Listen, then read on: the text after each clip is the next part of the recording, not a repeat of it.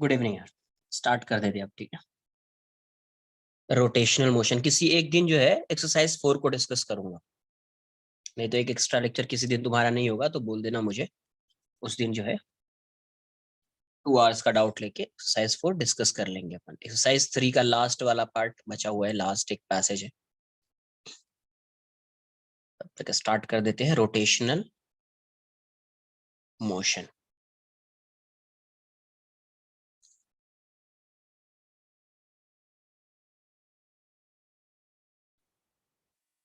Lecture 1 या कहीं कहीं पे ये ऐसा भी लिखा होगा, rigid body dynamics. Rigid body dynamics मतलब बेसिकली इस चैप्टर में क्या पढ़ेंगे अपन? We will study about rigid body. किसके बारे में? रिजिड बॉडी के बारे में। तो पहले स्टार्ट करेंगे रिजिड बॉडी से। ये रिजिड बॉडी है क्या? रिजिड बॉडी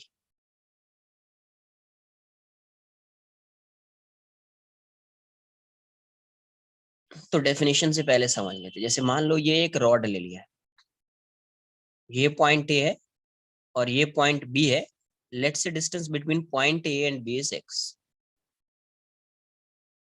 तो अभी ये रिजिड बॉडी यहाँ पे है, कुछ टाइम के बाद रिजिड बॉडी यहाँ पे है। Point A, point B. तो अभी भी इसका सेपरेशन जो है वो क्या है? एक्स। टी इक्वल्स टू 0 पे यहाँ पे था, टी इक्वल्स टू टी पे यहाँ पे है। इसका मतलब इस पॉइंट का डिस्प्लेसमेंट अगर एल है तो displacement of point A would be L. दोनों का डिस्प्लेसमेंट क्या है? सेम। और दोनों के बीच का सेपरेशन यहाँ पे भी एक्स है और यहाँ पे भी एक्स है ना।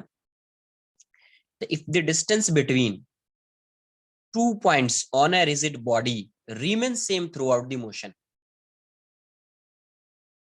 Now, if the 2 points, if the distance between 2 points of a body remains same throughout the motion, then such type of body is said to be rigid body.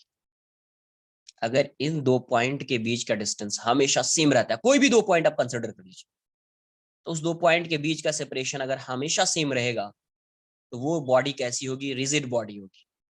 वो बॉडी कैसी होगी? रिजिड बॉडी होगी। Suppose ये point इस direction में जा रहा था वीबी से और ये पॉइंट इस डायरेक्शन में जा रहा है वीए से, ठीक है। तो पहले एक बार डेफिनेशन लिख लेते हैं। क्या है? It is defined as, it is defined as a system of particles, है ना। सबसे पहले तो ये rigid body system of particles, system of particles in which, system of particles in which, in which the distance, in which the distance between each pair of particles, each pair of particles remains same, remains same with respect to time, with respect to क्या है? It is defined as a system of particles in which the distance between each pair of particles remains same with respect to time.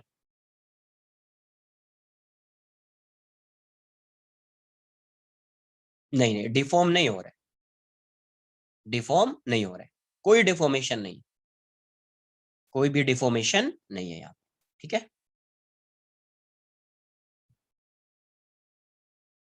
तो अब मुझे ये बताइए कि अगर इसके और इसके बीच का डिस्टेंस सेम है, इसका मतलब ये होगा ना यार, displacement of B equals to displacement of A. अच्छा, डिस्प्लेसमेंट बी है तो V B into T same time में, और ये हो जाएगा वी ए इंटू टी। तो यहां पे क्या है? V B equals to V ए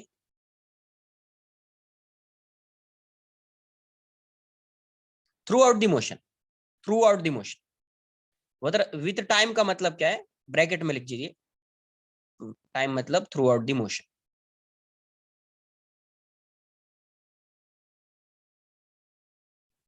तो ये क्या हो गया? V A equals to V B हो गया। अब वी ए को थोड़ा रिलेट करते हैं, देखो यहां से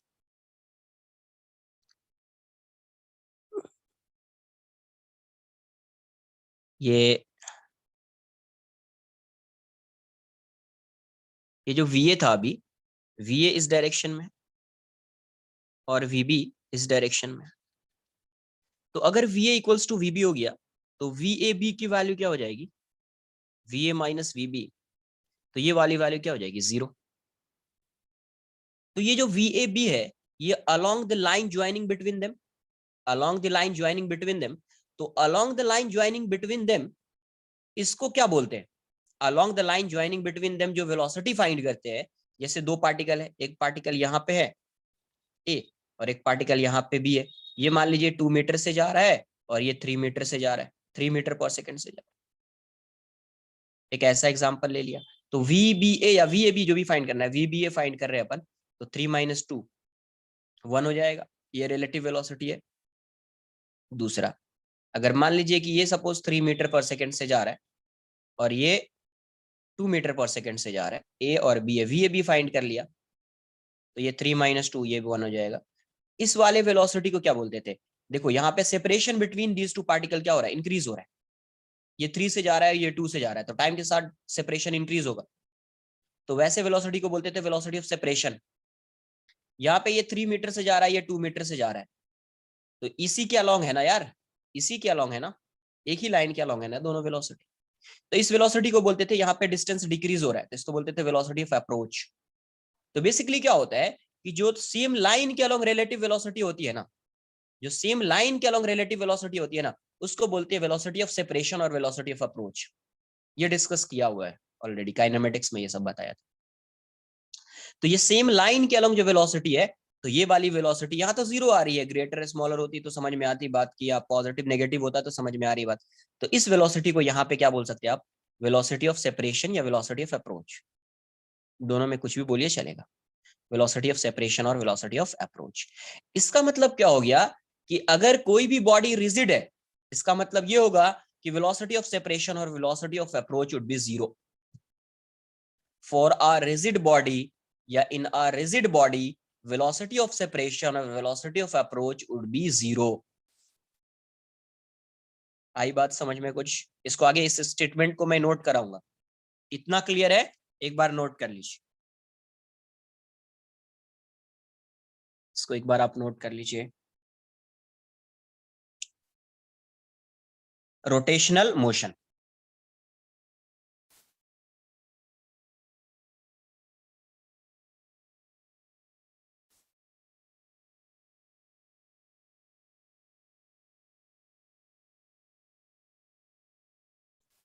यहाँ पे नो डिफॉर्मेशन, ब्रैकेट में कहीं पे लिख लेना, नो डिफॉर्मेशन।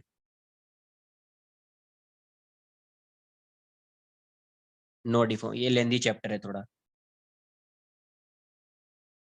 नो डिफॉर्मेशन लेंदी चैप्टर है ये, टाइम जाएगा। आगे वाले चैप्टर्स ऐसे ही रहेंगे, मतलब ऐसे, मतलब जैसे सेंटर ऑफ मास में टाइम लग रहा था ना, वैसे ही इसमें भी लगेगा, उससे ज्यादा टाइम लगेगा इसमें, रोटेशनल मोशन में। टफ क्या, अगर अच्छे से पढ़ोगे तो इजी लगेगा, नहीं पढ़ोगे, 2-3 लेक्चर मिस किया, मिस करने का मतलब ये है कि रिवाइज नहीं किया, सही से नहीं पढ़े, तो फिर टफ लगेगा, वो तो हर चैप्टर के साथ है। एक बार डायनामिक्स समझ में आएगा चैप्टर का तो चैप्टर इजी लगेगा, है ना।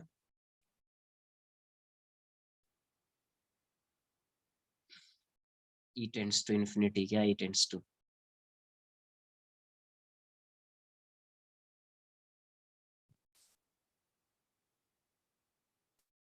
नोट कर लीजिए आप। हाँ जी,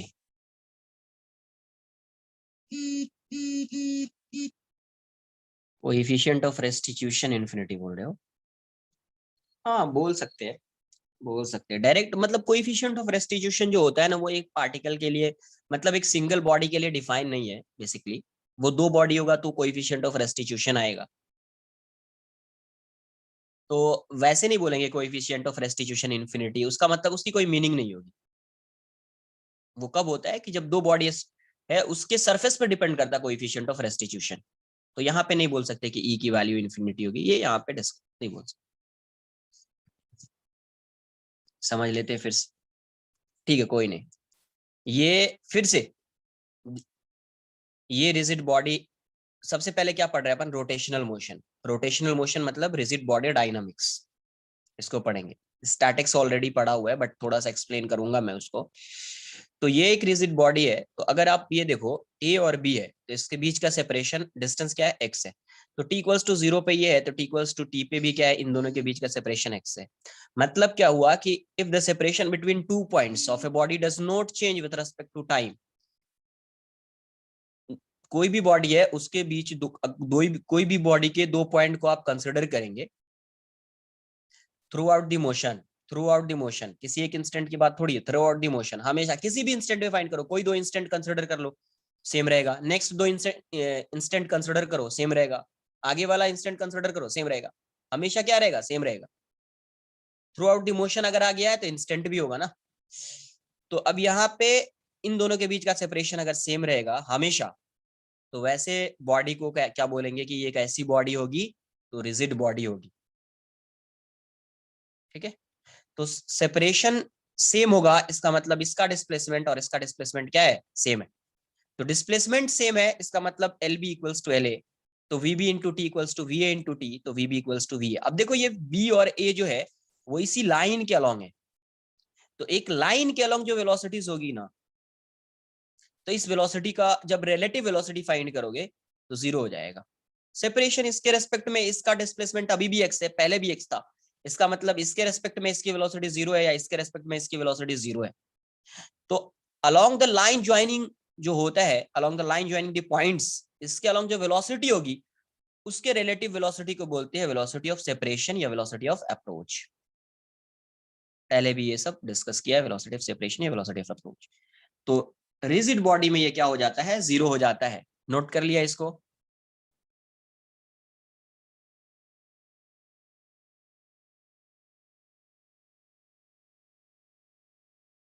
नहीं, ये नोट नहीं करना है।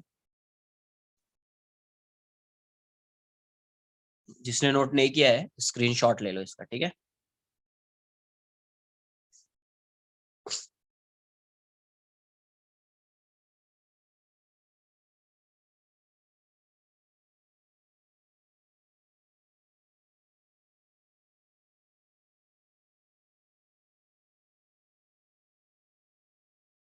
Done.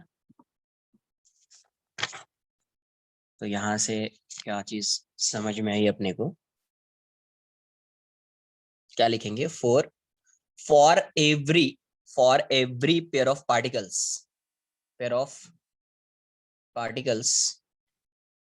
in a rigid body there is no velocity of separation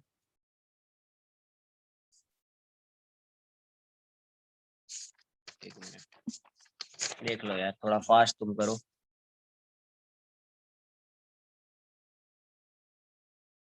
done.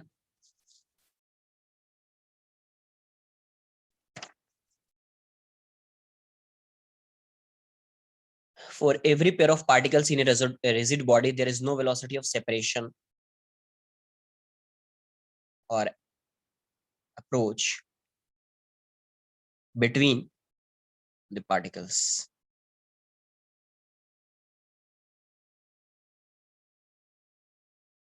आई बात समझ में?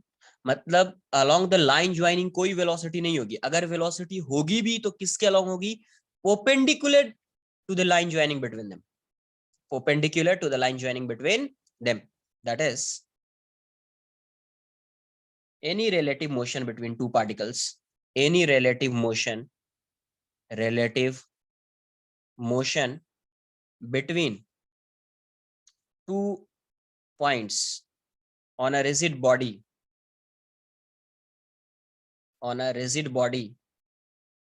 will be perpendicular to the line joining between them, to the line joining between them। तो यहां से क्या समझ में आया, हेंस अगर परपेंडिकुलर है, इसका मत समझो इसको, यहाँ पे ऐसे बता रहा हूं मैं, आगे यहाँ पे एक ड्रॉ कर रहा हूँ। मान लीजिए कि ये एक रिजिड बॉडी है, ये रॉड है और ये एक रिजिड बॉडी है। तो ये पॉइंट रेस्ट में है और इसके रेस्पेक्ट में कोई भी एक पॉइंट कंसिडर कर लीजिए, ये पॉइंट, तो इसका मोशन भी होगा तो इस लाइन के परपेंडिकुलर होगा। इस लाइन के, ये पॉइंट है, ये पॉइंट है, इन दोनों को ज्वाइन कर दिया ऐसे, तो इस लाइन के परपेंडिकुलर होगा, मतलब ऐसा होगा, या इसकी वेलोसिटी इस डायरेक्शन में होगी। अब ये रेस्ट में आ गया है, ये मूव कर रहा है, तो इसका मोशन कैसा होगा?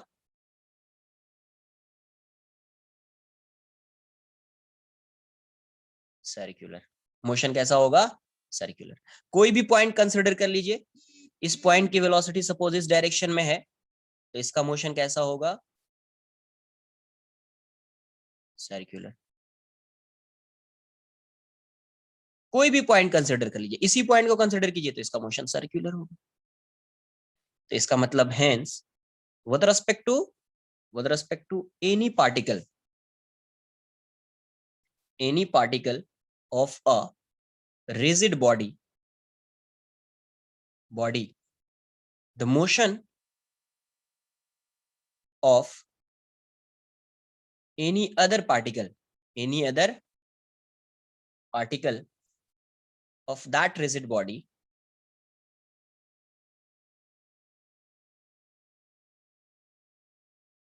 is circular, is circular।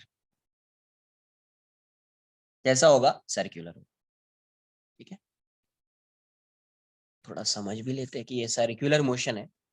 जैसे फिर से रोड ऐसा मैं ड्रॉ कर रहा हूँ। मान लीजिए कि दो तीन पॉइंट कंसिडर कर रहे हैं, एक पॉइंट ये कंसिडर कर रहे हैं, एक पॉइंट ये कंसिडर कर रहे हैं और एक पॉइंट ये कंसिडर कर रहे हैं। अगर इसको रेस्ट में लाएंगे तो सपोज इसकी वेलोसिटी इस डायरेक्शन में, तो ये ओमेगा से रोटेट कर रहा होगा, ये ऐसा है। इसको फिक्स कर दिया तो ये देखो, ये ओमेगा से अगर ये पॉइंट रोटेट करा रहे हैं ऐसा, ये ओमेगा से ऐसा जा रहा है, ये पॉइंट तो यही पे है ये वाला, और ये ऐसा रोटेट कर रहा है, रोटेट कर रहा है।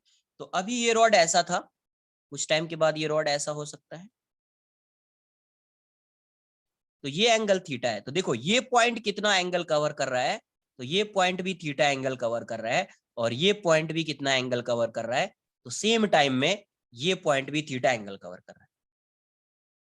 सेम टाइम पे ये पॉइंट, जितना भी पॉइंट आप कंसिडर कर ले, इस पॉइंट को ये यहाँ पे आ जाएगा, ये पॉइंट यहाँ पे आ गया, ये पॉइंट यहाँ पे आ गया, ये पॉइंट कंसिडर करेंगे यहाँ पे आ जाएगा। तो हर पॉइंट कितना एंगल कवर कर रहा है सेम टाइम इंटरवल में? थीटा। इसके लिए भी एंगल थीटा, इसके लिए भी एंगल थीटा, इसके लिए भी एंगल थीटा। मतलब इस पॉइंट की जो एंगुलर वेलोसिटी होगी, इसकी भी एंगुलर वेलोसिटी वही होगी, इसकी भी एंगुलर वेलोसिटी वही होगी, इसकी भी एंगुलर वेलोसिटी वही होगी। तो इसके रेस्पेक्ट में, ये इसको रेस्ट में रख दिया था, तो इसके रेस्पेक्ट में हर पॉइंट की एंगुलर वेलोसिटी क्या है? सेम है। बात आ रही है समझ में? इस पॉइंट के रेस्पेक्ट में हर पॉइंट की एंगुलर वेलोसिटी क्या है? सेम है। तो पहले यहां से ये चीज समझ में आई। तो with respect to any point of the rigid body, the angular velocity of angular velocity of the angular velocity of all other points, all other points of that rigid body is same, rigid body is same। बात आई कुछ समझ में? हर point की angular velocity क्या होगी? Same होगी। हर point की angular velocity क्या होगी? इसके इस अगर इसके रेस्पेक्ट में बात करें तो ये भी ओमेगा से जा रहा है, ये भी ओमेगा से जा रहा है, ये भी ओमेगा से जा रहा है, ये भी ओमेगा से जा रहा है। हर पॉइंट कितने से जा रहा है? ओमेगा से जा रहा है। नोट कर लो इतना।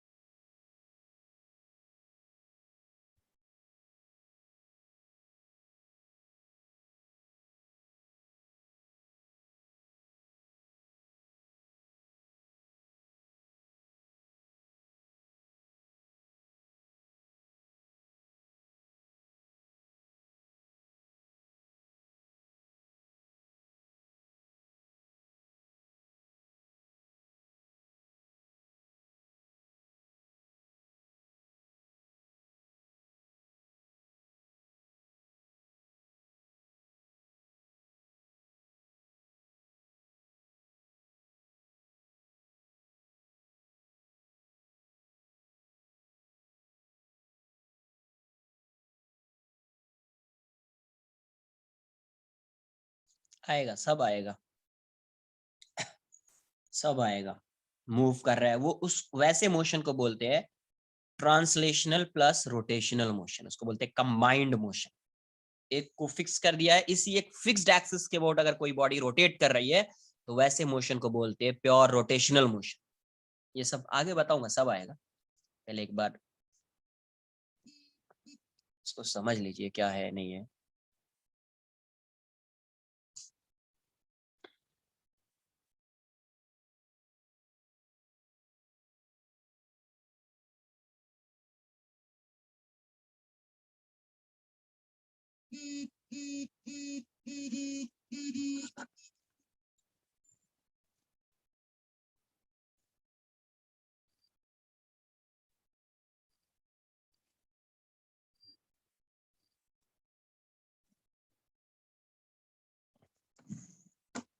नोट कर लीजिए इसको।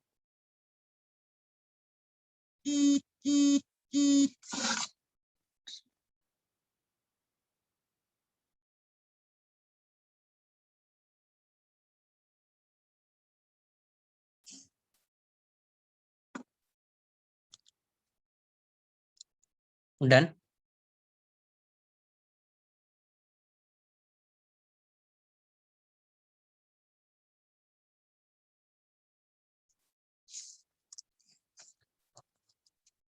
अब देखो अगर ये रॉड ऐसा होता,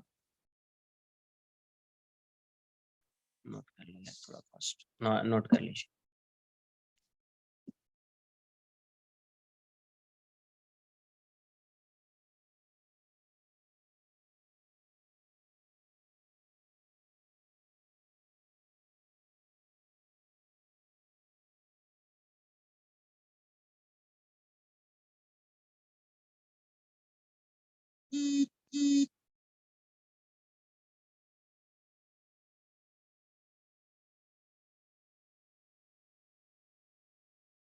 डन। देखिए यहाँ से अगर मैं ऐसा मान लेता, ये रॉड ऐसा है, अब इस पॉइंट के अबाउट मान लो ये रोटेट कर रहा है, ऐसा क्रॉस करने का मतलब ये एक हिंज पॉइंट है, ठीक है, हिंज है ना, इसके अबाउट रोटेट कर रहा है। थोड़ा फास्ट नोट कीजिए, ठीक है।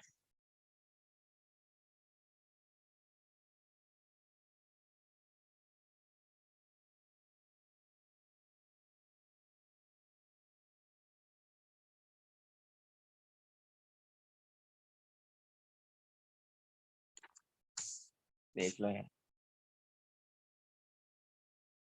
डन।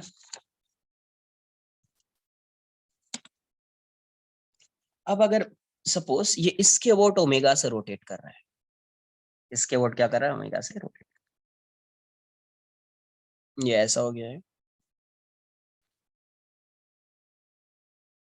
ऐसा हो गया।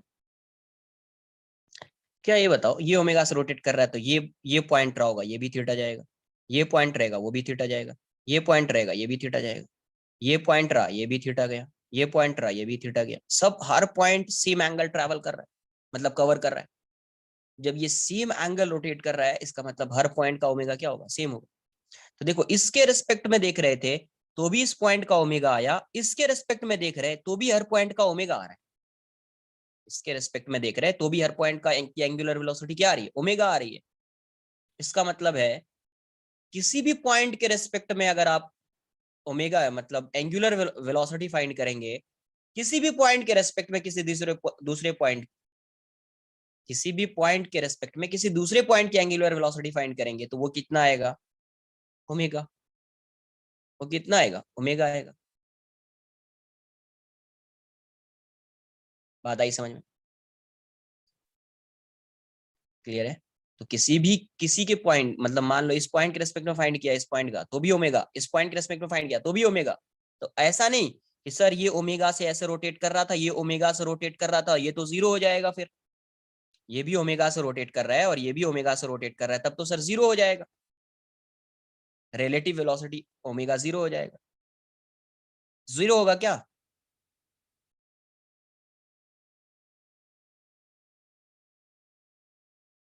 अच्छा कोई बताएगा क्यों जीरो नहीं होगा, थोड़ा उसको भी देख लेते हैं। सपोज ये मान लीजिए कि ये इसके वॉट रोटेट कर रहा था ओमेगा से, ठीक है, इसके वॉट किससे रोटेट कर रहा है, ओमेगा से।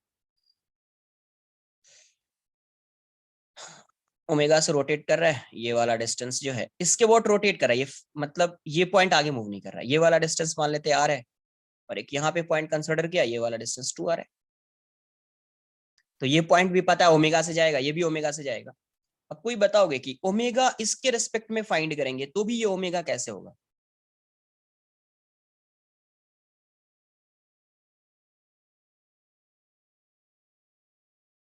देखो, इस पॉइंट की वेलोसिटी इस डायरेक्शन में होगी, ये ऐसा रोटेट कर रहा है। हाँ, नहीं नहीं नहीं, समझो, वो तो ओमेगा तो दिख रहा है, इसके रेस्पेक्ट में फाइंड करेंगे तो भी ओमेगा कैसा आएगा? अभी आपको पता है कि हर पॉइंट का एंगुलर वेलोसिटी, हाँ, वो वैसे रिलेट कर सकते हैं, वैसे ही रिलेट करेंगे अपन। देखो यहाँ से उसको ऐसे भी समझ लेते हैं, ये पॉइंट है, इस ये पॉइंट यहाँ पे ऐसा है, ये ऐसा रोटेट कर रहा है, ऐसा रोटेट कर रहा है, मतलब इसकी टेंजेंशियल वेलोसिटी होगी ओमेगा की वजह से, ये सर्कुलर मोशन इसका ऐसा होगा, तो ओमेगा की वजह से एक टेंजेंशियल वेलोसिटी आती है ना, v equals to omega R, तो v1 equals to omega are हो जाएगा। सिमिलरली इसकी velocity v2 equals to omega into 2r। तो ऐसा नहीं कि रिलेटिव में सेम डायरेक्शन में ओमेगा था इसका भी और इसका भी, तो रिलेटिव में ऐसा नहीं कि omega relative equals to omega 1 minus omega T, दोनों सेम डायरेक्शन में, तो ओमेगा माइनस ओमेगा 0 कर दिया, गलत हो जाएगा, इसको साइड में लिख के कट करा। अब यहां से देखो, रिलेटिव वेलोसिटी का, रिलेटिव एंगुलर वेलोसिटी का कॉन्सेप्ट आपको बताया है कि दो पॉइंट आ गया, ये पॉइंट ए है, ये पॉइंट बी है, ए पॉइंट की velocity v1 equals to omega R है, और इस पॉइंट की वेलोसिटी v2 है, ये है 2 ओमेगा आर, और इन दोनों के बीच का जो सेपरेशन है वो आर है, वो कितना है, आर है। अब इसके रिस्पेक्ट में इसकी एंगुलर वेलोसिटी फाइंड करनी है, तो angular velocity of B with respect to A क्या बताया था, v relative perpendicular upon R, याद है, v relative perpendicular upon are.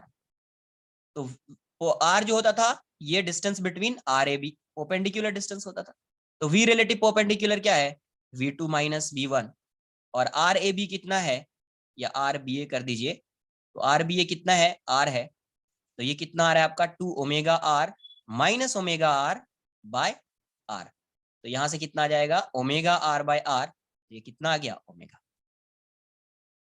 ये कितना आ गया, ओमेगा आ गया।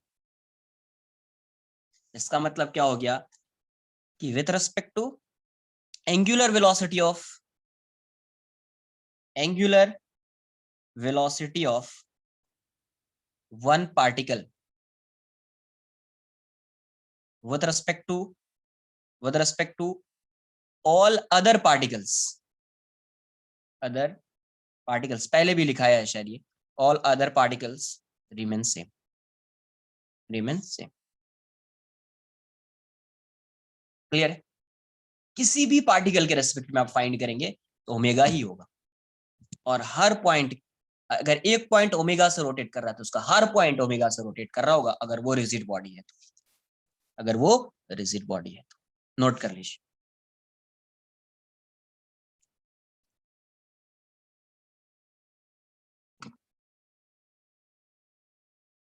हिंज और पाइवोट, पाइवोट कर दिया इसमें, या हिंज्ड पॉइंट और पाइवोटेड पॉइंट।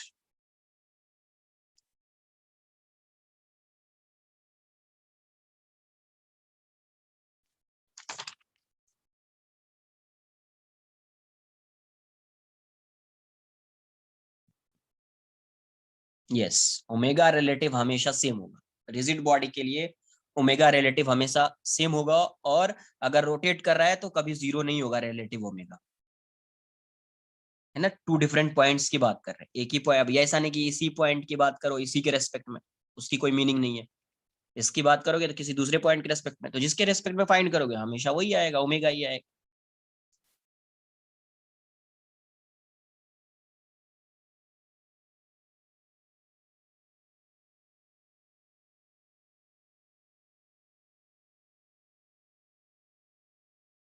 इसको बी ए ले लेना, ये क्या है, बी ए, आर बी ए,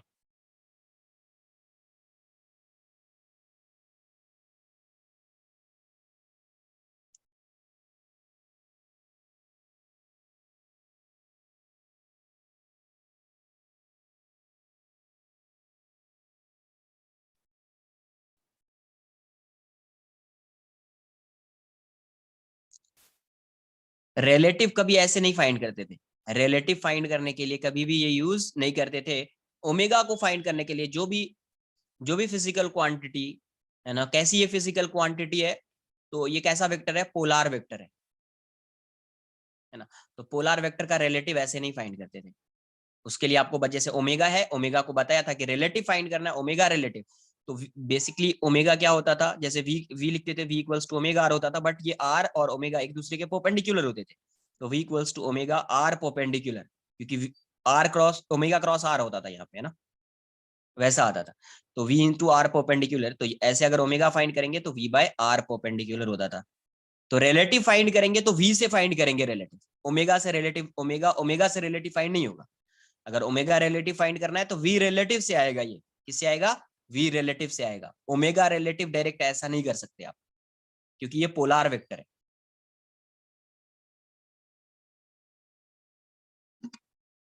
सर्कुलर मोशन में ये रिलेटिव वाला कॉन्सेप्ट आपको बताया था, relative angular velocity.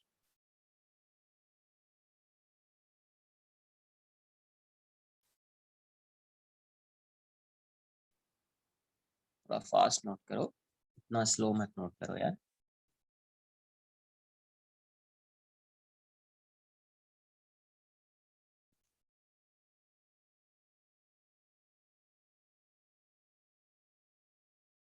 Omega same होगा, ऑपोजिट पॉइंट यहाँ पे है कहाँ पे, हर पॉइंट पे सेम होगा ना। ये ओमेगा से ऐसा जा रहा है तो ये भी आ रहा है, ये भी इस साइड जाएगा ओमेगा से, क्लॉकवाइज डायरेक्शन में सबका ओमेगा सेम होगा ना, सेम एंगल कवर करेगा ना, ये एंगल ये एंगल।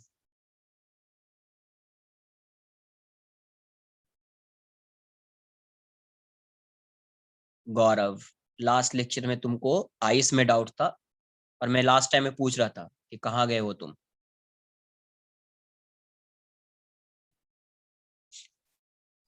डाउट्स रहे तो वेट थोड़ा किया करो, एटलीस्ट डाउट लेक्चर में तो थोड़ा वेट कीजिए आप।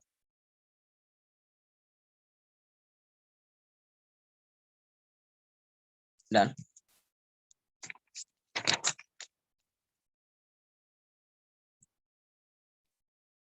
जैसे अगर मान लीजिए कोई भी एक रिजिड बॉडी कंसिडर कर लिया, ऐसा भी रिजिड बॉडी है, ऐसा कंसिडर कर लिया। अब इस पे दो दो पॉइंट ले लिया, ये एक पॉइंट है और एक पॉइंट ये ए है और ये बी है। सपोज ये इस डायरेक्शन में आ रहा है वी से, और ये एंगल थीटा 1 है, और ये इस डायरेक्शन में जा रहा है वी बी से, और ये एंगल थीटा 2 है। और आर ए की जो वैल्यू है, डिस्टेंस जो है, सेपरेशन है, वो आर है।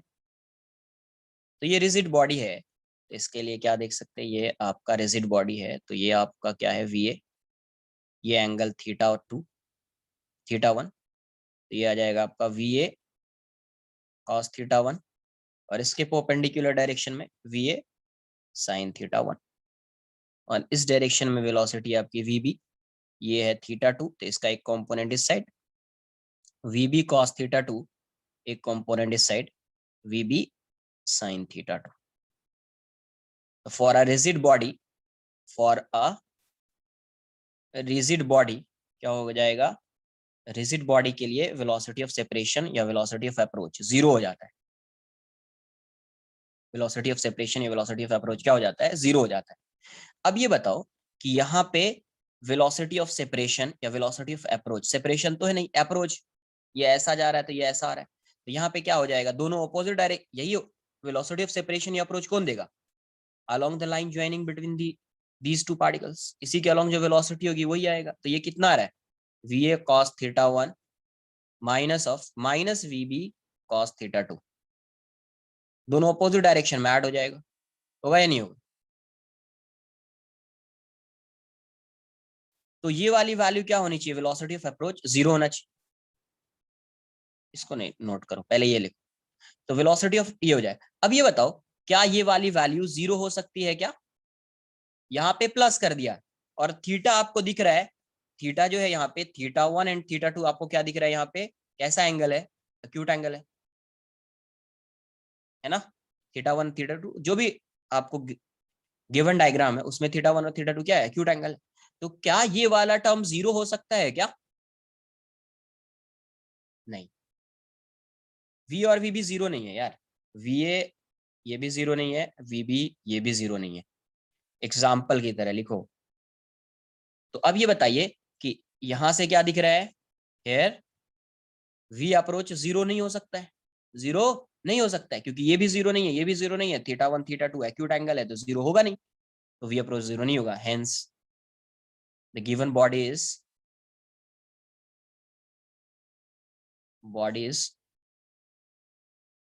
Not rigid. आई बात समझ में कुछ? तो रिजिड बॉडी अगर है तो कैसे आइडेंटिफाई करना है, सबसे पहले उसका वेलोसिटी ऑफ सेपरेशन या अप्रोच फाइंड करना है। वो अगर जीरो हो गया तो रिजिड होगा, अगर जीरो नहीं होगा तो रिजिड नहीं होगा। क्लियर है? अब यहां से एक और एग्जांपल लेते हैं। देखिए दो पॉइंट है, ये पॉइंट ऐसा है, ये इस डायरेक्शन में जा रहा है वी ए, ये वाला एंगल जो है ये थीटा वन दिया हुआ है, ये एंगल थीटा वन है, और ये पॉइंट जो है ये इस डायरेक्शन में जा रहा है वीबी से, ये एंगल थीटा टू है, और इसके बीच का सेपरेशन आ रहा है वो तो फाइंड करना नहीं है अपने को यहाँ पे, है ना। आर लिख देते हैं, देखते हैं ओमेगा फाइंड करेंगे यहाँ पे अपन, है ना। तो ये ऐसा है, तो यहाँ से फिर से ये पॉइंट इस डायरेक्शन में जा रहा है वी ए से, ये एंगल थीटा वन है, तो एक कंपोनेंट हो जाएगा V A cos theta one, और ये वाला कंपोनेंट हो जाएगा V A sine theta one. ये पॉइंट है, ये इस डायरेक्शन में जा रहा है वीबी से, ये थीटा टू है, एक कंपोनेंट हो जाएगा वीबी कॉस थीटा टू, एक कंपोनेंट हो जाएगा वीबी साइन थीटा टू। तो यहाँ पे वेलोसिटी ऑफ सेपरेशन दिखेगा या अप्रोच जो भी फाइंड करना है, सेपरेशन और अप्रोच, क्योंकि पता नहीं कौन सा ग्रेटर है कौन सा स्मॉल, तो हो जाएगा V A cos theta one minus VB cos theta two. तो क्या ये वैल्यू जीरो हो सकती है यहाँ पे, है ना। तो यहाँ पे व्हेन वी सेपरेशन या और V approach is zero then body would be rigid. तो ये बॉडी रिजिड हो सकती है, ये बॉडी रिजिड हो सकती है, ठीक है, नोट कर लीजिए इसको, इतना नोट कर लीजिए।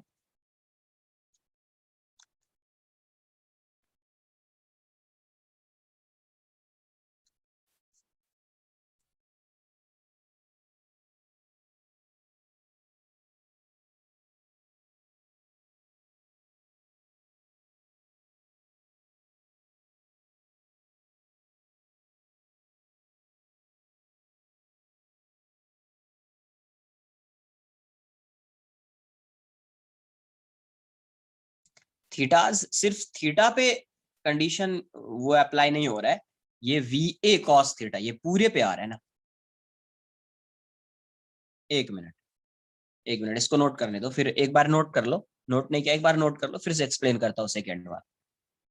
सिर्फ थीटा पे डिपेंड नहीं करता है, डायरेक्शन ऑफ वी एंड वीबी वीबी पे भी डिपेंड करता है। देखो यहाँ पे theta one theta two same वही एंगल है, इसमें भी थीटा वन था सेकंड वाले में और वो भी थीटा टू था, बट वेलोसिटी का डायरेक्शन ऐसा है इसलिए ये रिजिड नहीं है, क्योंकि ऐसे वाले केस में वेलोसिटी ऑफ अप्रोच जो है वो जीरो नहीं हो सकता है, इसीलिए बॉडी रिजिड नहीं हो सकती।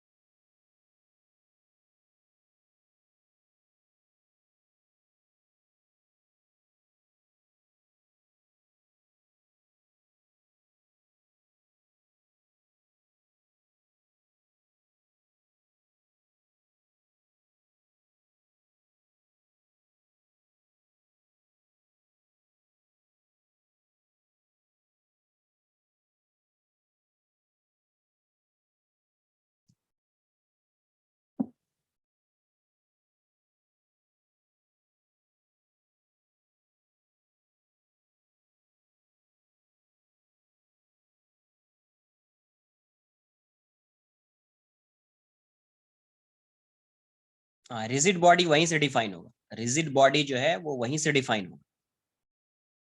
velocity and a relative velocity of particles along the line joining between them.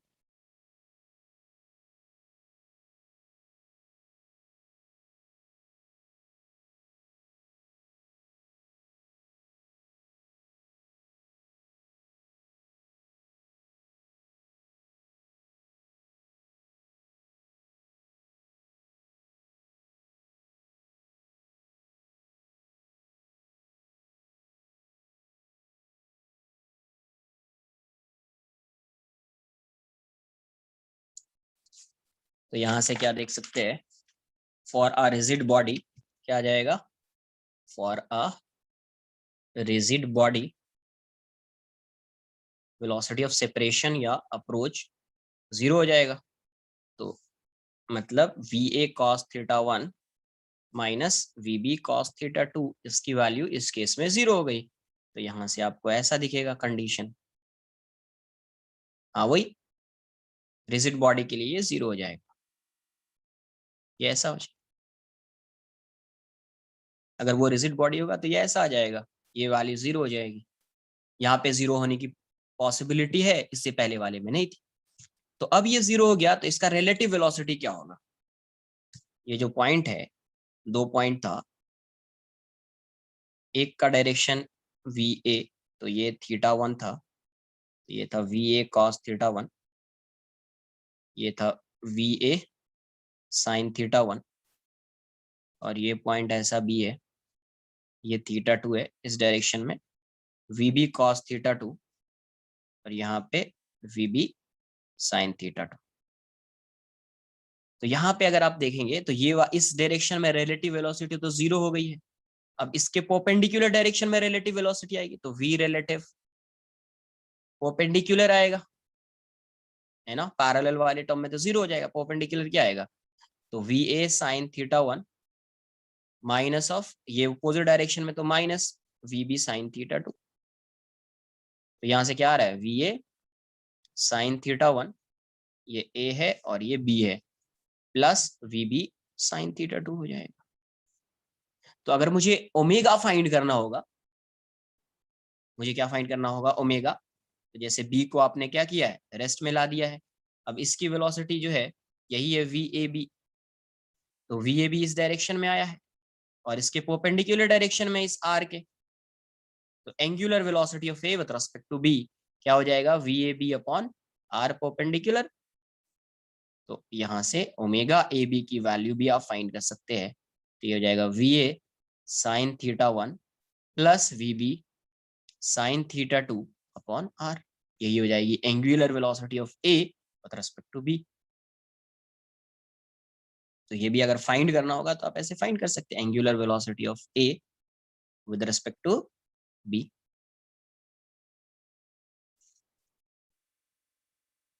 Note कर लीजिए।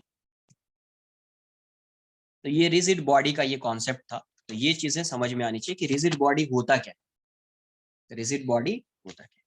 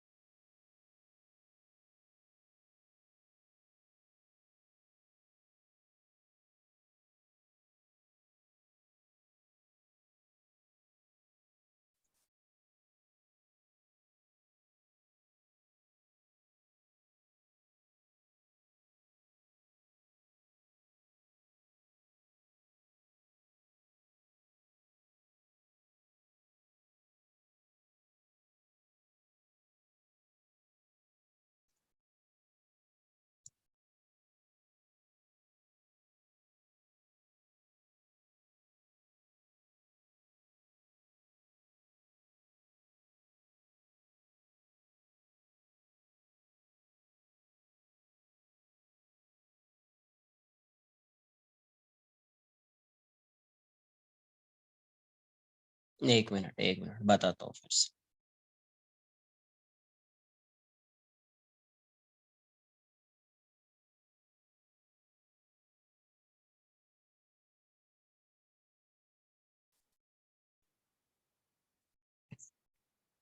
मैं क्या बोल रहा था कि जैसे अब तुमको पता है कि इस डायरेक्शन में इसकी कोई रिलेटिव वेलोसिटी नहीं है, क्योंकि वेलोसिटी ऑफ अप्रोच या separation this equals to this है, तो रिलेटिव में जीरो हो जाएगा दोनों। तो अगर वेलोसिटी भी आएगी, इसकी वेलोसिटी इसके रेस्पेक्ट में फाइंड करोगे, तो वेलोसिटी भी आएगी तो इस लाइन के परपेंडिकुलर डायरेक्शन में आएगी, तो ओमेगा रिलेटिव परपेंडिकुलर इसलिए लिखा है। ये दोनों ऑपोजिट डायरेक्शन में तो ऐड हो जाएगा, यही है omega A B V A B. तो अब अगर इसका ये रेस्ट में आ गया है, अब इस ए वाले ए पॉइंट की वेलोसिटी जो है इसके परपेंडिकुलर डायरेक्शन में, इस डायरेक्शन में वी ए बी है। तो अगर मुझे एंगुलर वेलोसिटी फाइंड करनी होगी, रिलेटिव एंगुलर वेलोसिटी, तो angular velocity of A with respect to B इसके रेस्पेक्ट में फाइंड करना होगा। तो ये क्या आएगा, V relative upon R perpendicular.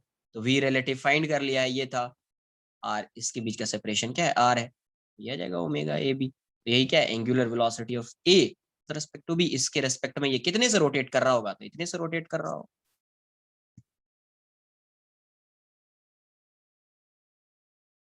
ठीक है, डन।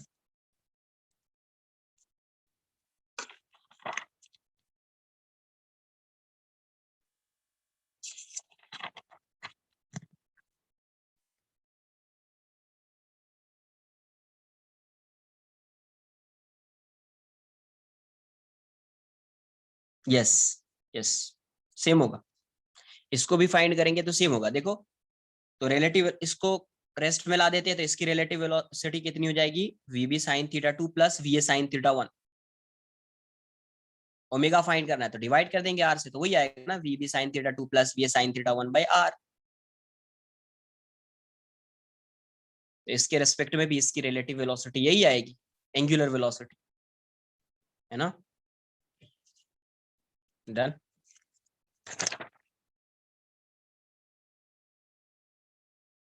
एक क्वेश्चन, सिंपल सा क्वेश्चन कर लेते हैं इसी पे। मान लीजिए एक रॉड है, ये पॉइंट ए है और ये पॉइंट बी है,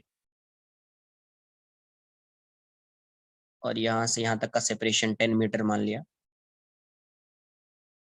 और ये एंगल जो है ये 37 डिग्री है, और ये इसकी वेलोसिटी इस साइड 40 मीटर पर second.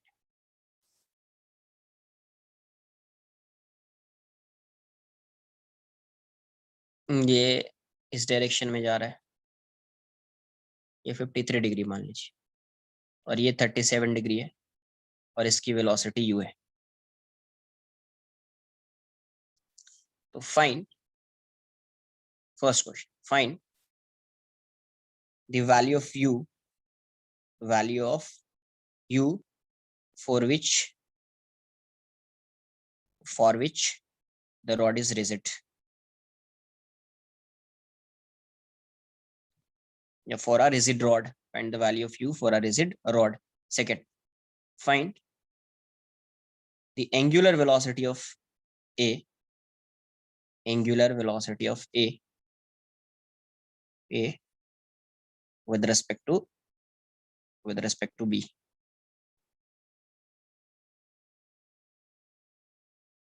Find the angular velocity of a with respect to b.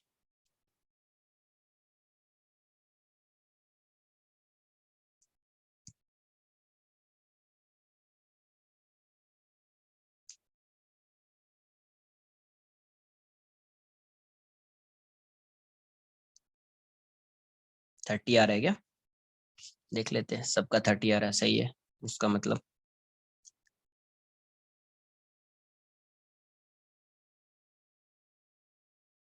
32 आ रहा है।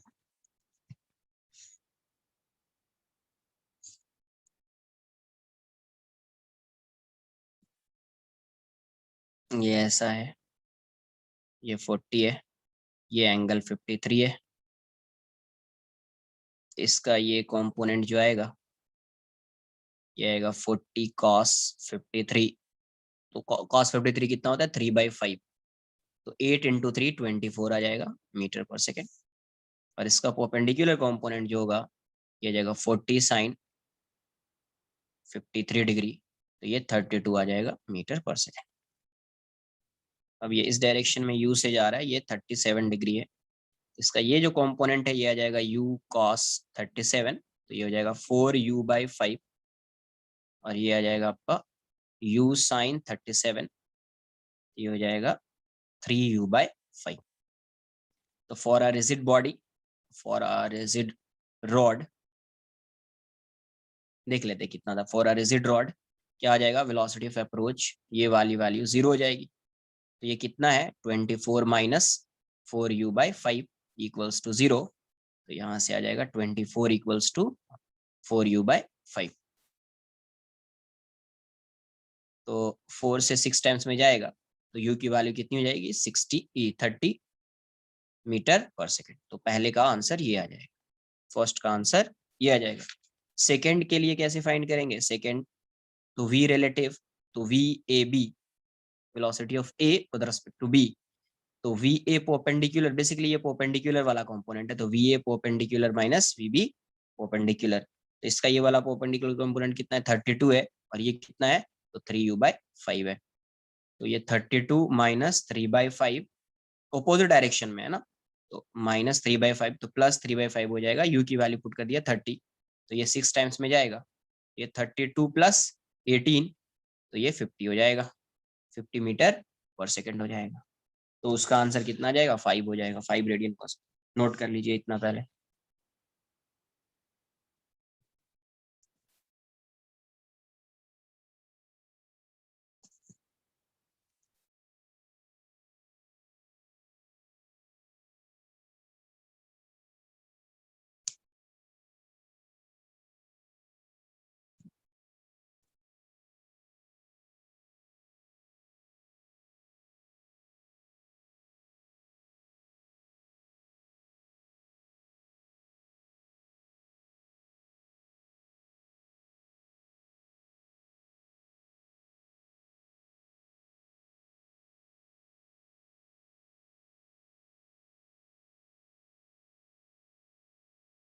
कर सकते हैं, कर सकते हैं, बट ज्यादा बेटर है कि वैल्यू पुट करके थोड़ा सा एक्सप्रेशन थोड़ा वो सिंपल दिखेगा ऐसा दिखने में, तो ऐसा, तो इसलिए पहले ही वैल्यू फाइंड कर लीजिए, या आप जैसा भी करना चाहे कर सकते हैं, आंसर में कोई चेंज नहीं है।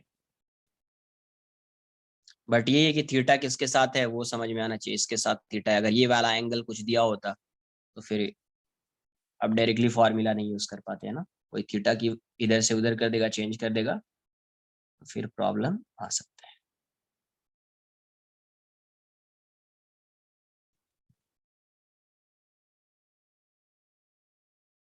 यस, तो यहाँ से ओमेगा ए बी क्या हो जाएगा, तो V A B perpendicular upon R, तो वी ए बी कितना है 50 है, आर कितना है 10, तो आपका आंसर क्या आ जाएगा 5 रेडियन पर सेकेंड, 5 रेडियन सेकेंड। ठीक है,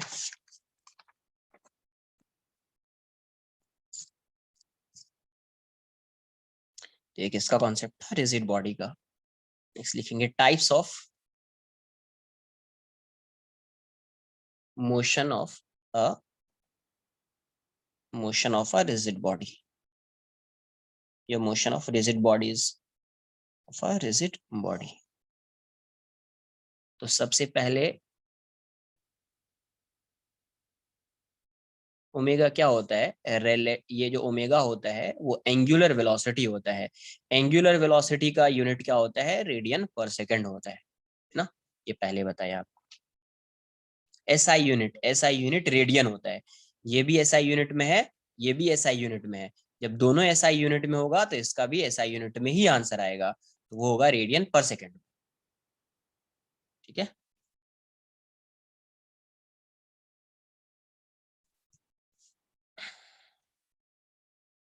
दोनों, ये भी एसआई यूनिट में है ना, मीटर पर सेकंड, ये भी मीटर में, दोनों एसआई यूनिट में, इसीलिए ये 5 रेडियन पर सेकंड होगा, एसआई यूनिट में ही आएगा। Types of motion of a rigid body, सबसे पहले आएगा प्योर ट्रांसलेशनल मोशन, जो ऑलरेडी अपन पढ़ चुके हैं। प्योर ट्रांसलेशनल मोशन कहाँ पे पढ़ा ये pure translational motion, second pure rotational motion, rotational motion. Third, pure translational motion कहाँ पे पढ़ा? रिजिड बॉडी का प्योर। रिजिड बॉडी अभी तक इससे पहले रिजिड बॉडी कहीं पे डिस्कस किया क्या? नहीं किया, लेकिन फिर भी बोल रहा हूँ ये पढ़ा हुआ है। कहाँ पे पढ़ा है? कहाँ पे पढ़ा रिजिड बॉडी के बारे में?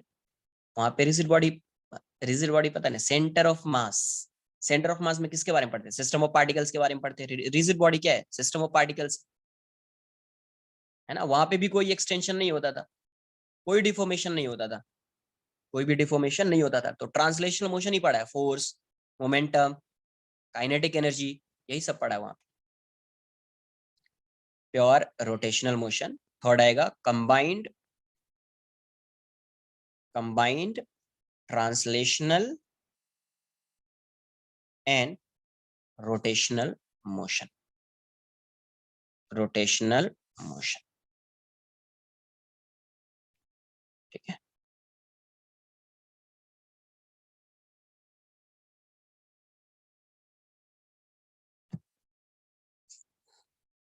तो थोड़ा सा आइडिया लेते हैं अपन प्योर ट्रांसलेशनल मोशन के बारे में कि प्योर ट्रांसलेशनल मोशन क्या। प्योर, बेसिकली अपने को इस चैप्टर में क्या पढ़ना है? इसके बारे में पढ़ना है, इसके बारे में पढ़ना है, इसके बारे में ऑलरेडी कहाँ पे पढ़ चुके हैं? COM में पढ़ चुके हैं। Already studied in centre of mass, but पता नहीं था कि वो रिजिड बॉडी था। यहाँ पे समझ में आया कि वो रिजिड बॉडी था। तो pure translational motion, pure translational motion. तो प्योर ट्रांसलेशनल मोशन क्या होगा कि जैसे मान लीजिए ये एक बॉडी है, इसका एक पॉइंट ए है, एक पॉइंट बी है। ये पहले यहाँ पे था, अब ये यहाँ पे आ गया है। एक पॉइंट यहाँ पे कुछ मान लेते सी, इसके बीच का डिस्टेंस x है और इसके बीच का डिस्टेंस जो है, सेपरेशन जो है, ये y है, ये वाला x। इससे मतलब है नहीं। अब ये मान लो कि t=0 पे ये यहाँ पे है और t=t पे ये यहाँ पे आ गया है, यहाँ पे आ गया है ABC, ये t=t। तो अब इस हर पॉइंट का डिस्प्लेसमेंट, इसका डिस्प्लेसमेंट अगर L हो तो इसका C का डिस्प्लेसमेंट भी L होगा और B का डिस्प्लेसमेंट भी L होगा। तो सिर्फ डिस्प्लेसमेंट देखेंगे, ये कौन सा डिस्प्लेसमेंट है? Linear displacement. तो ट्रांसलेशनल मोशन में क्या आता था? Linear displacement, linear velocity, linear acceleration, ये आता है। लीनियर मोमेंटम, तो ट्रांसलेशनल मोशन में वो आता है। तो हर पॉइंट का डिस्प्लेसमेंट, इसका इसका रिजिड बॉडी होगा तो इसके बीच का सेपरेशन सेम रहेगा हमेशा। इसका हर पॉइंट का डिस्प्लेसमेंट क्या होगा? सेम होगा। तो वैसे मोशन को क्या बोलेंगे? Pure translational motion. A body is said to be in pure translational motion, pure translational, kinematics में ट्रांसलेशनल की मीनिंग बताया था आपको। Translational motion if the displacement of each particle of the system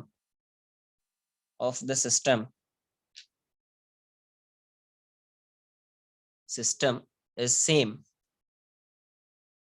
during any time interval, during any time interval, है ना। तो हर point का displacement same है, तो हर पॉइंट की वेलोसिटी जो कि लीनियर वेलोसिटी, जैसे ये बॉडी हो गया, ये इस पॉइंट की लीनियर वेलोसिटी की बात करें। किसकी लीनियर वेलोसिटी? ये अगर V1 से V0 से जाएगा तो ये पॉइंट भी V0 से जाएगा, ये पॉइंट भी V0 से जाएगा। ये सब कौन सी वेलोसिटी है? Linear velocity, linear velocities. तो हर पॉइंट की लीनियर वेलोसिटीज क्या होगी? सेम होगी, तभी तो इसका सेम टाइम में सेम डिस्प्लेसमेंट होगा। ये V0 से जाएगा तो ये भी V0 से जाएगा, ये भी V0 से जाएगा, ठीक है। नोट कर लीजिए इतना।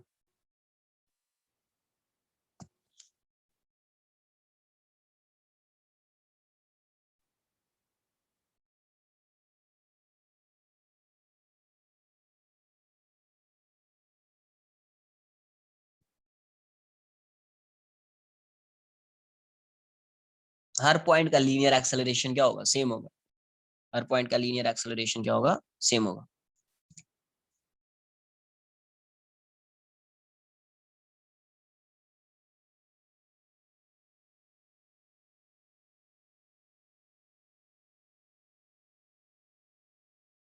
किसका? ये सेंटर ऑफ मास में कहाँ था, ये बोल रहे हो क्या? अरे एक बॉडी होती थी, एक बॉडी होती थी, कोई भी मास, पॉइंट मास मान लीजिए, या कोई भी बॉडी होती थी, ऐसे समझो। ये एक बॉडी होती थी, ऐसा मान लो, ऐसा सिस्टम मान लीजिए बहुत सारा, M1 M2 M3 M4। तो याद है फोर्स कैसे फाइंड करते थे, एफ सिस्टम कैसे फाइंड करते थे ना, एम सिस्टम इंटू एसीएम, याद है?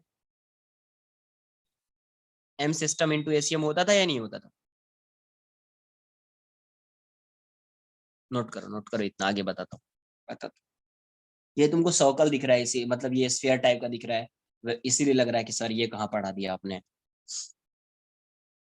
बेसिकली इसको डिफाइन किया था कहाँ पे, ट्रांसलेशनल मोशन डिफाइन किया था काइनेमेटिक्स में, के स्टार्टिंग में ही डिफाइन किया था, स्टार्टिंग में।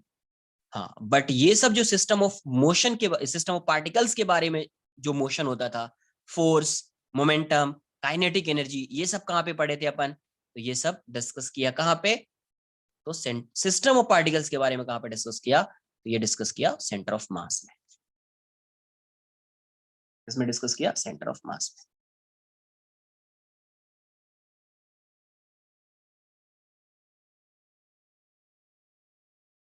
बताता हूँ, डन ना? जैसे ऐसे किसी को लग रहा है कि सर ये कहाँ पे आपने बता दिया, ठीक है एक बार नोट कर लीजिए।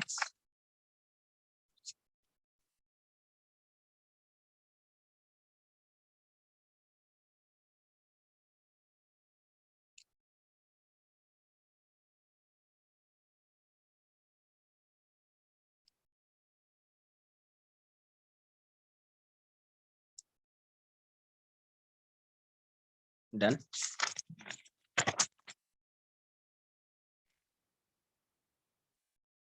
क्योंकि ये लीनियर वेलोसिटी है ना, v मतलब लीनियर वेलोसिटी ना, वो मूव करा रहा है ना पार्टिकल को, सिर्फ मूव करा रहा है, ऐसा जा रहा है, तो ऐसा मोशन क्या होता है, ट्रांसलेशनल मोशन होता है। एक मिनट पहले समझ लो ट्रांसलेशनल मोशन क्या है। ट्रांसलेशनल मोशन का मतलब है ये सिर्फ मूव करेगा, इसको बोलते हैं pure translational motion.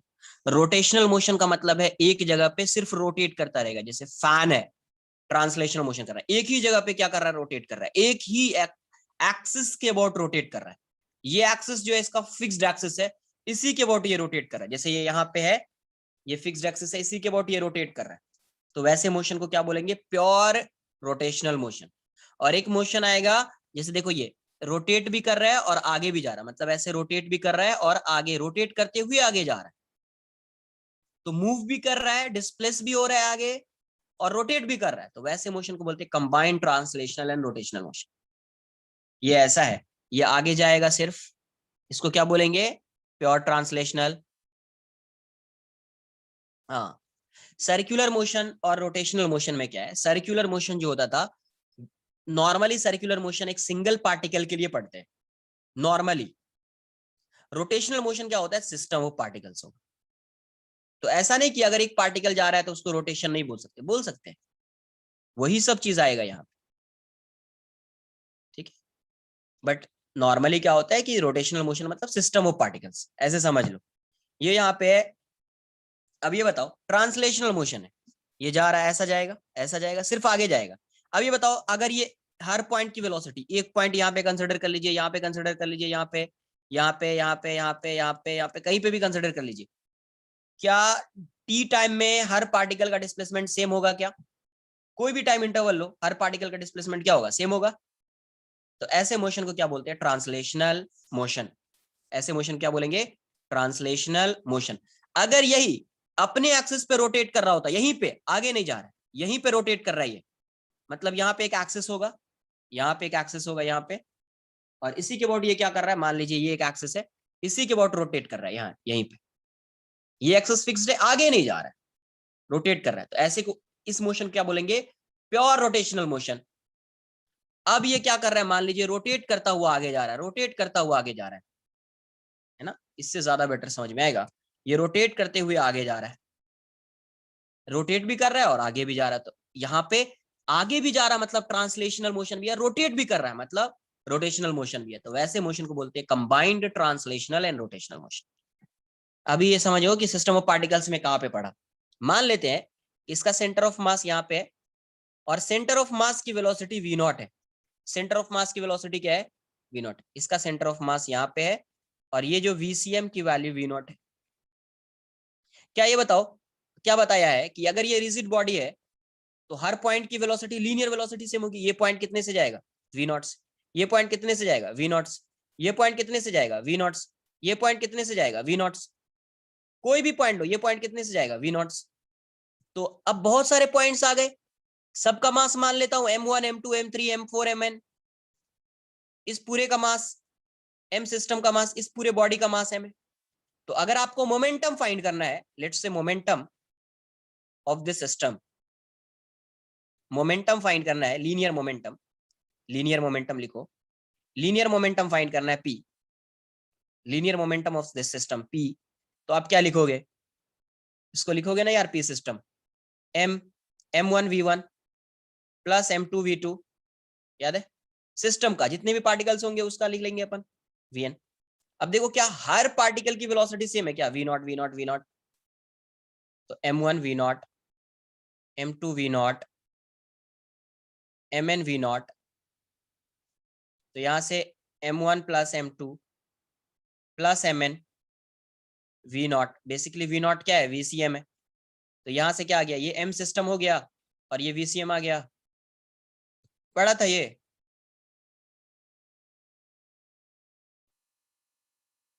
m system equals to p system equals to m into vcm, वही आया ना।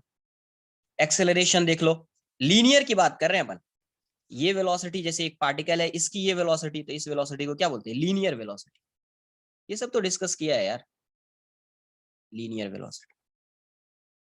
अब लीनियर एक्सेलरेशन की बात कर रहे हैं अपन।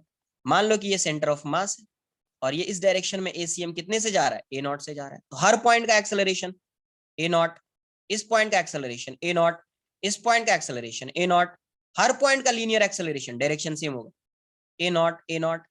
तो अगर मुझे फोर्स फाइंड करना होता F सिस्टम, तो क्या लिखते हैं अपन, m1 a1 plus m2 a2 plus mn an। तो क्या हो जाएगा, m1 ये a नॉट या ACM बोल दीजिए, a नॉट सबका सेम है, mn a नॉट। तो यहां से क्या आ जाएगा, m1 plus m2 plus mn into a not. a not को आप क्या बोलेंगे, ACM। ये क्या है, m इंटू ACM। पढ़ा था ये, F सिस्टम या F एक्सटर्नल, यही होता था, F एक्सटर्नल, एक्सटर्नल फोर्स, है ना। ये पढ़ा हुआ है ऑलरेडी।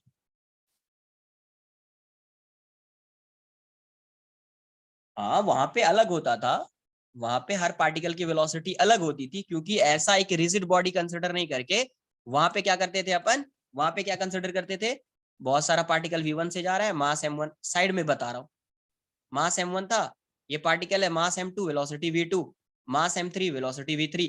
अब इसी को एक क्या करते थे, एक बाउंड्री बनाकर एक सिस्टम मान लेते थे, एक बाउंड्री बनाकर एक सिस्टम मान लेते थे, है ना। यहाँ पे क्या है, एक बॉडी ही रिजिड है, यहाँ पे क्या है, बॉडी ही रिजिड है, तो हर पॉइंट की वेलोसिटी क्या होगी, सेम होगी। इसीलिए यहाँ पे ऐसा आएगा, यहाँ पे m1v1 plus m2v2 plus m3v3, है ना। नोट कर लीजिए अब इसको भी।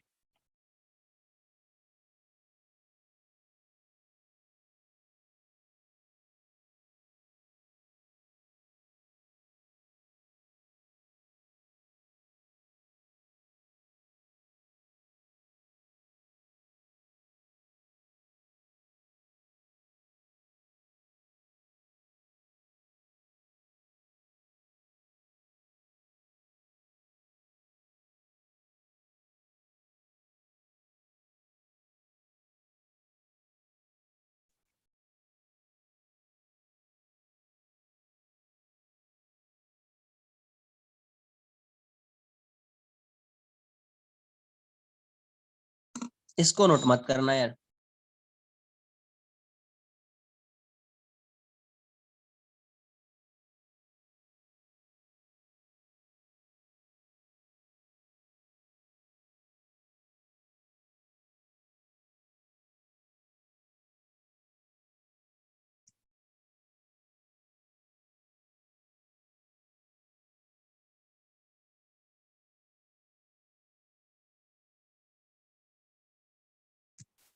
थोड़ा फास्ट नोट करो, ये सब तो सिंपल है।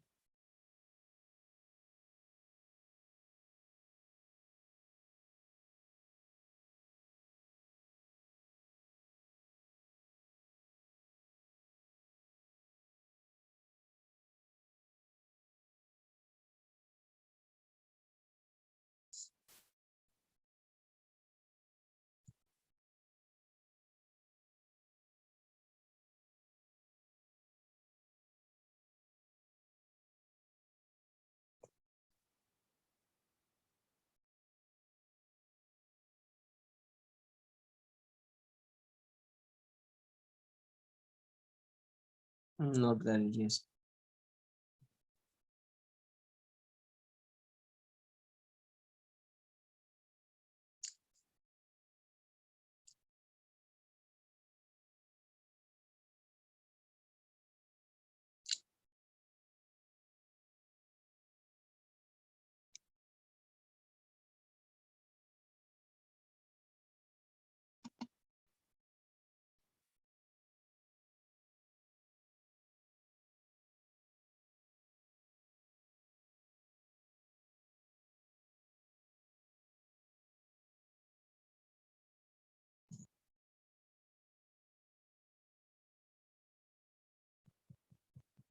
डन। हाँ बोल सकते, velocity, linear velocity, linear velocity, क्योंकि रिजिड है तो हर पार्टिकल की वेलोसिटी सेम होगी, लीनियर वेलोसिटी। सेकंड आप लिखेंगे प्योर रोटेशनल मोशन। पहले थोड़ा सा एक्सप्लेन कर देता हूँ, फिर से रोटेशनल मोशन स्टार्ट करेंगे आगे। प्योर रोटेशनल मोशन से ही स्टार्ट करेंगे।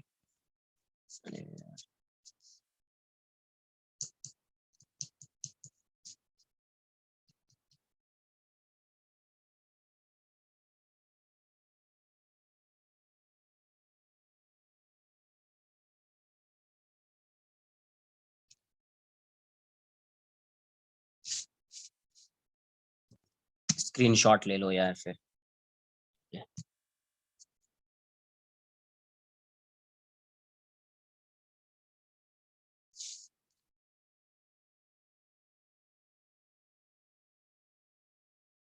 डन।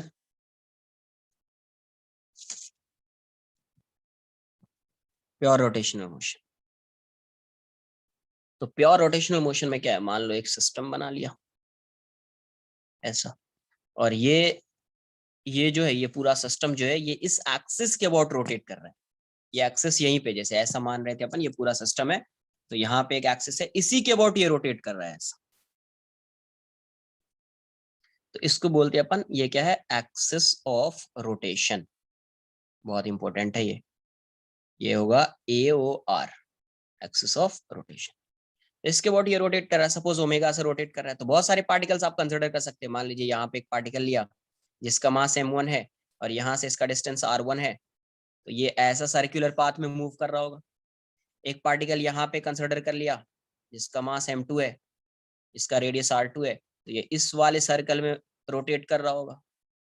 एक पार्टिकल यहाँ कंसिडर कर लिया m3, ये r3 है, तो ये इस वाले सर्कल में रोटेट कर रहा होगा। तो हर पॉइंट जो है एक सर्कल में रोटेट कर रहा होगा, और इसका सेंटर कहाँ पे लाई करेगा, तो एक्सिस ऑफ रोटेशन, इसका सेंटर यहाँ पे, इसका सेंटर यहाँ पे, इसका सेंटर यहाँ पे, है ना।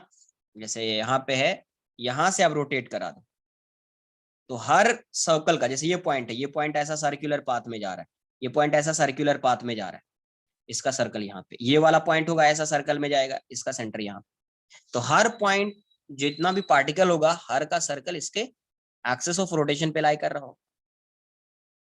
तो प्योर रोटेशनल मोशन में क्या होता है, ये एक्सिस जो होता है प्योर रोटेशनल मोशन में, ये वाला एक्सिस जो होता है ये फिक्स्ड होता है।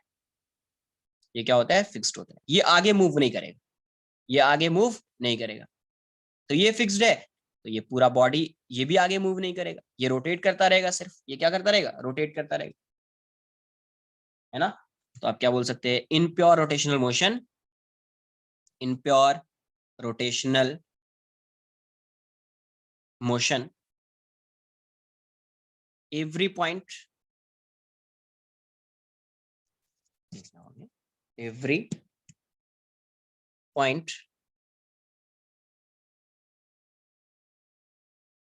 every point moves in a circle, moves in a circle whose center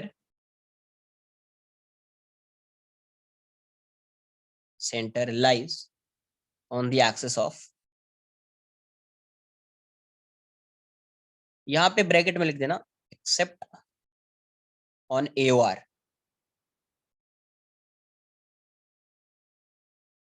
ये बात आई समझ क्या।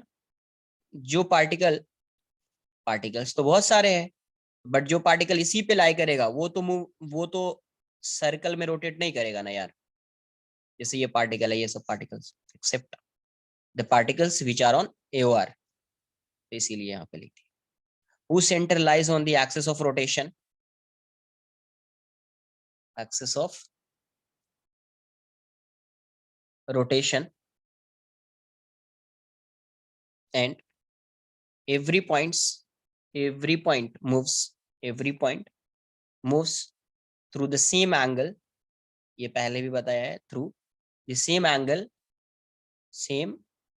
angle during a particular interval of time, during a particular time interval, during a particular time interval, है ना।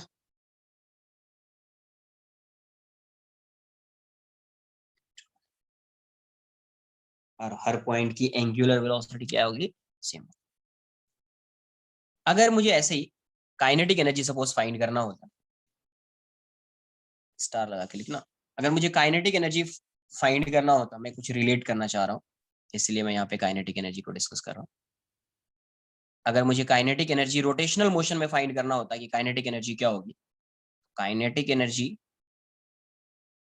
Of this system in case of pure rotational motion, देखो kinetic energy को क्या लिखते हैं, तो काइनेटिक एनर्जी हो जाता half m1v1 square plus half m2v2 square plus half m3v3 square plus half mn square. तो ये क्या हो जाएगा, हाफ m1 v1 को क्या लिखोगे, अगर इस पॉइंट की वेलोसिटी फाइंड करनी होगी, लीनियर वेलोसिटी, तो v1 क्या आएगा, हर पार्टिकल का ओमेगा सेम है, ओमेगा r1, v2 क्या आएगा, ओमेगा r2, v3 क्या आएगा, ओमेगा r3, इस टाइप से vn क्या आएगा, ओमेगा rn, होगा या नहीं होगा। तो हर पॉइंट की वेलोसिटी ये होगी, तो आप यहां से क्या लिख सकते हैं, v को omega square r1 square plus half m2 into omega square r2 square plus half mn into omega square rn square. ठीक है, इतना नोट कर लीजिए पहले आप।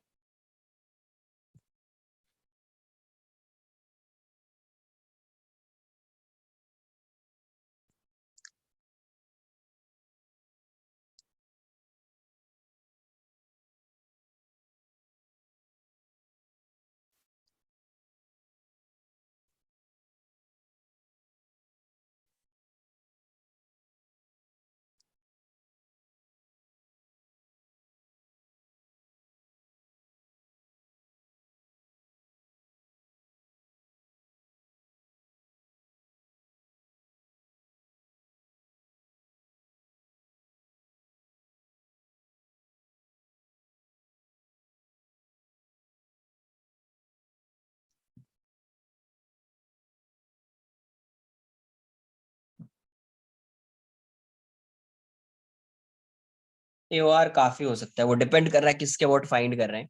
AOR ऐसा नहीं, जरूरी नहीं यही होगा, कुछ भी हो सकता है।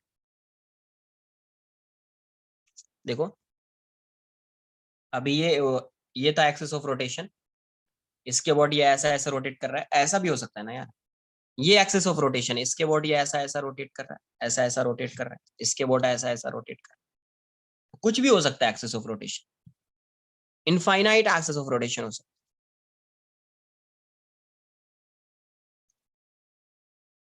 अभी ये ऐसा एक्सिस ऑफ रोटेशन बना दिया, मतलब ये ऐसा ऐसा रोटेट कर रहा होगा, ऐसा ऐसा। अगर एक्सिस ऑफ रोटेशन ऐसा होता तो ये ऐसा रोटेट कर रहा होता। तो इनफाइनाइट एक्सिस ऑफ रोटेशन हो सकता है, इनफाइनाइट।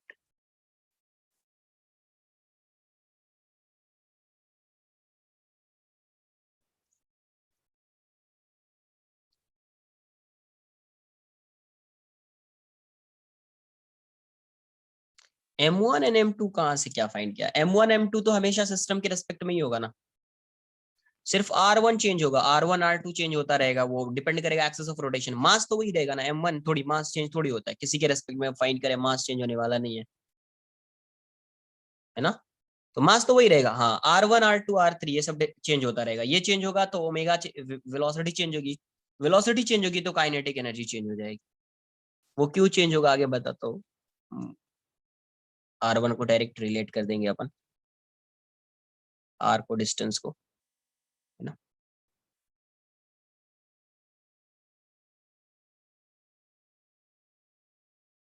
रोटेशनल काइनेटिक एनर्जी, ये कैसी काइनेटिक एनर्जी होगी? Rotational kinetic energy. अभी आगे इतना नोट कर लिया इसको,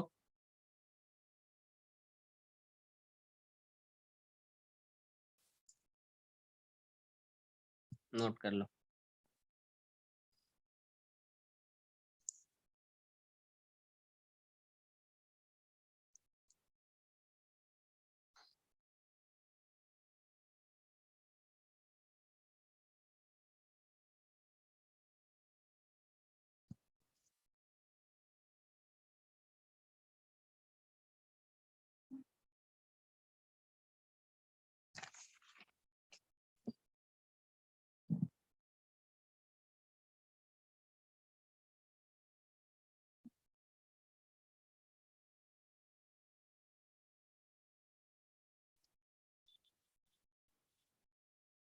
डन।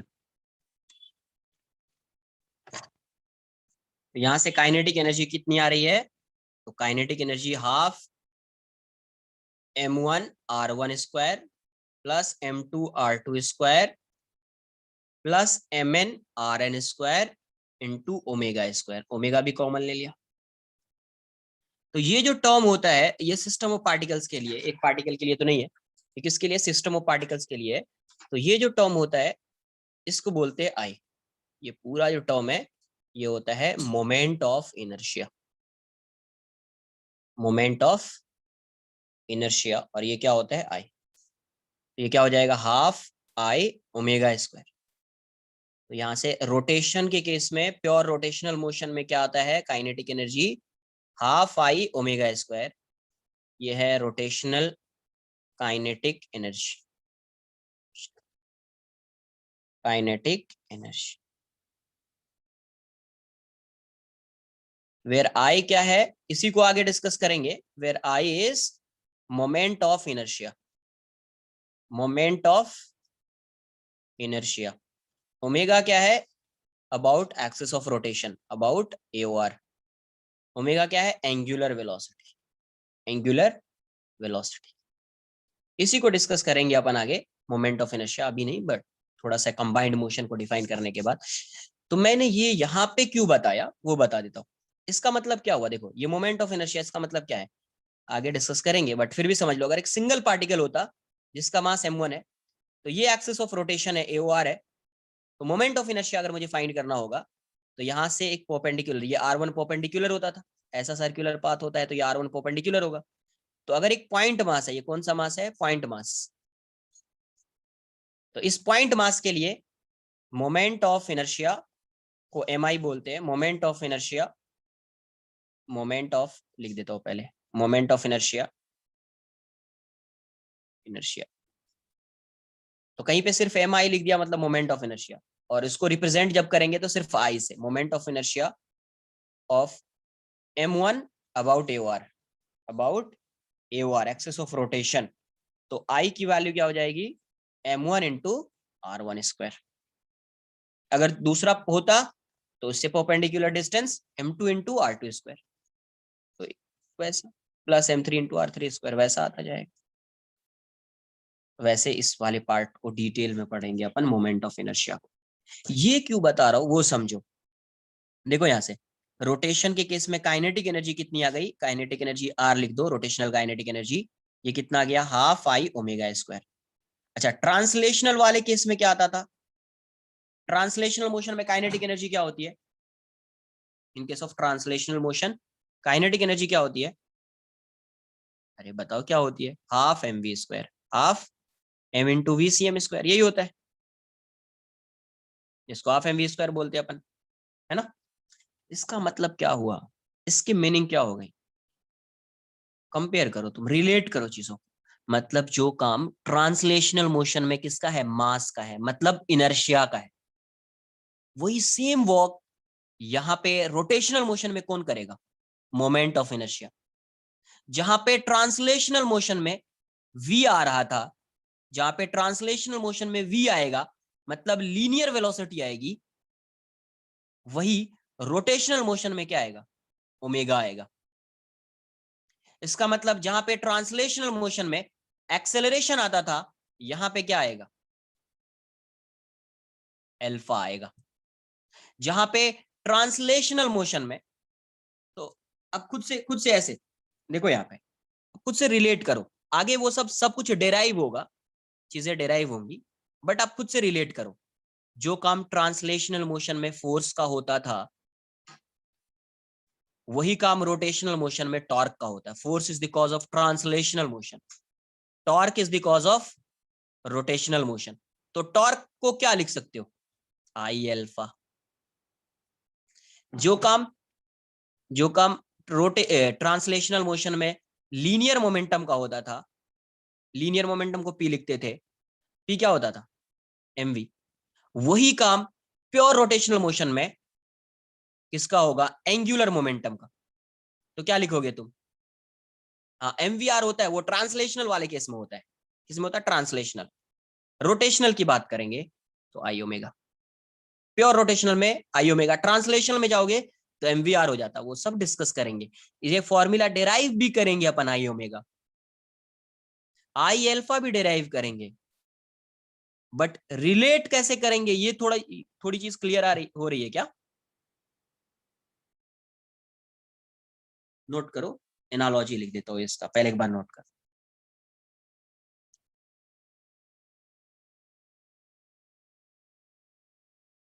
हाँ एक टेबल बना के समझाता हूँ, नोट तो कर लो इसको, नोट करो ना फिर समझा।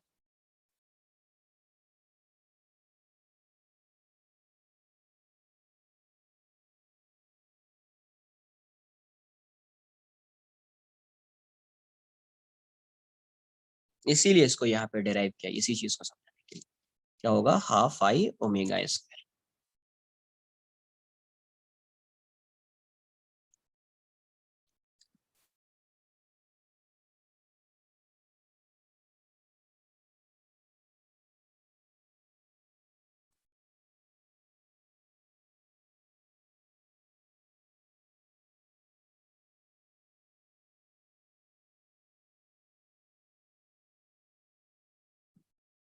ना टाइम है यार, 15 मिनट्स तो जाएगा ना।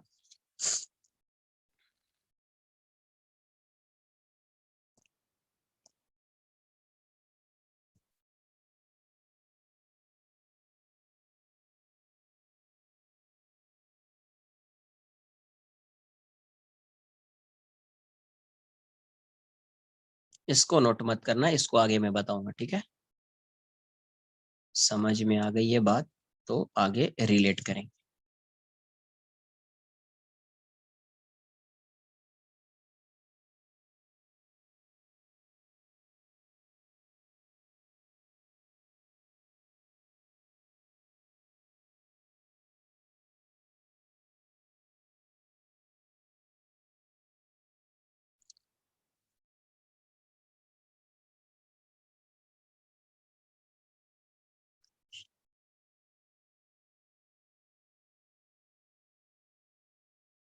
डन।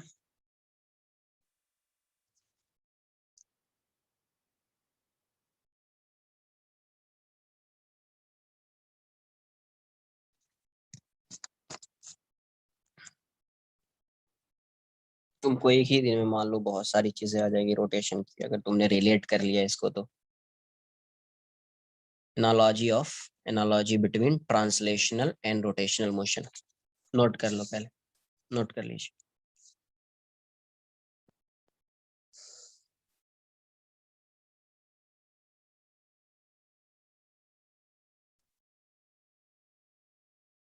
डन।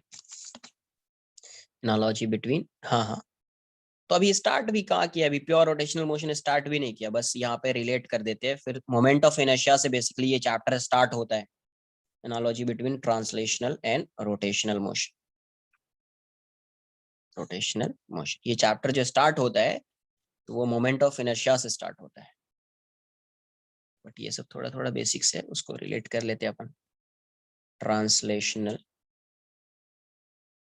मोशन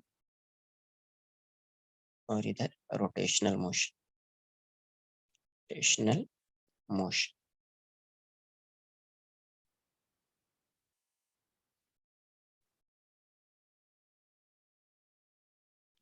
ट्रांसलेशनल तो सर्कुलर टाइप का है, तो या अगर लीनियर डिस्प्लेसमेंट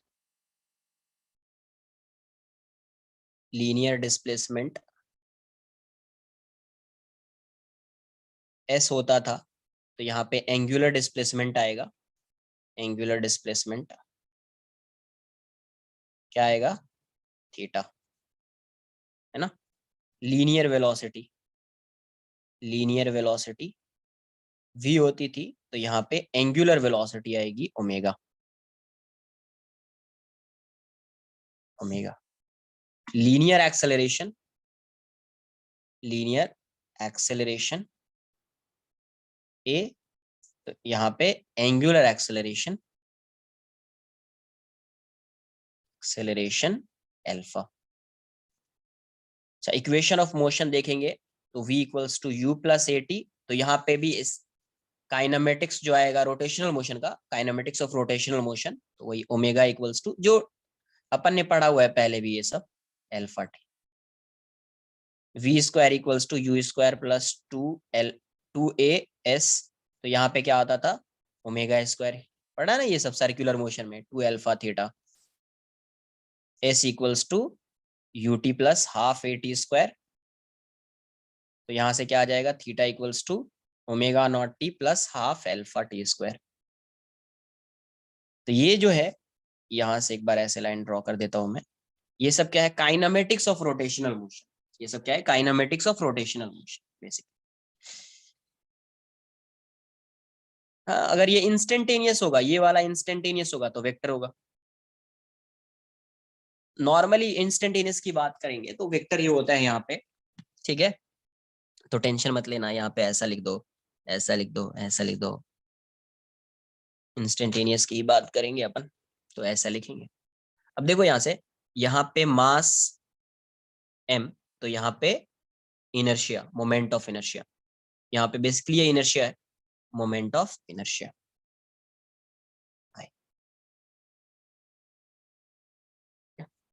कोई नहीं, रहने दो, अभी डिस्टर्ब मत करो यार, कोई भी रहो। तो फोर्स एफ, एफ की वैल्यू क्या होती थी, एम ए, तो यहाँ पे क्या आएगा अपना, टॉर्क आएगा। टॉर्क टाउ इक्वल्स टू क्या लिख दोगे, प्योर रोटेशनल मोशन में एम की जगह पे आई अल्फा। इसमें आता था linear momentum, linear momentum P equals to M V, तो यहाँ पे आएगा एंगुलर मोमेंटम, एम वी होता था, तो इसमें आएगा एंगुलर मोमेंटम। तो एल को क्या लिखेंगे, आई ओमेगा। प्योर रोटेशनल मोशन है, ट्रांसलेशनल रोटेशनल दोनों कंबाइंड हो जाएगा तो वो अलग होता है, उसको आगे डिटेल में पढ़ेंगे अपन। न्यूटन, न्यूटन्स लॉ जो होता था, Newton second law of motion, तो एफ एक्सटर्नल क्या होता था आपका, तो ये होता था डीपी बाई डी टी। तो इस केस में क्या आएगा, न्यूटन्स लॉ यहाँ पे क्या आ जाएगा, torque external equals to D P की जगह पे एल बाय डी टी, है ना। काइनेटिक एनर्जी क्या होगा यहाँ पे, काइनेटिक एनर्जी,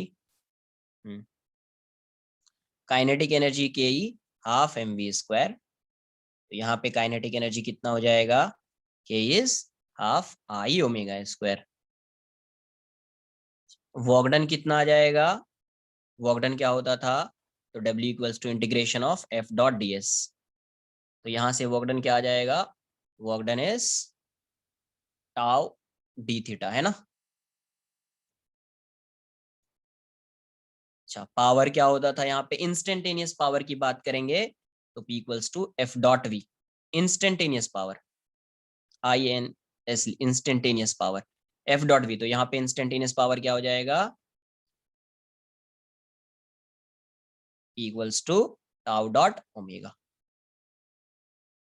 इंपल्स भी लिख सकते हैं, इंपल्स क्या होता था आपका, एफ डी टी, तो यहाँ पे लीनियर इंपल्स आता था, यहाँ पे एंगुलर इंपल्स आएगा, लिख दो साइड में यहाँ पे impulse, linear impulse, linear impulse क्या आता था, J equals to F D T, तो यहां से क्या आ जाएगा, angular impulse, change in linear momentum होता था, चेंज इन पी, जे जे जे होता था, एंगुलर इंपल्स, तो यहाँ पे JL लिख लेना, JL, ये क्या हो जाएगा, tau D T, tau D T equals to, यहाँ पे चेंज इन लीनियर मोमेंटम, तो यहाँ पे change in angular momentum, change in angular, disturb मत करो यार, एक बार यहां से नोट कर लीजिए, टाउ, टाउ नहीं, टॉर्क के लिए यहाँ पे साइड में लिख देता हूँ टाउ, TAU, टाउ,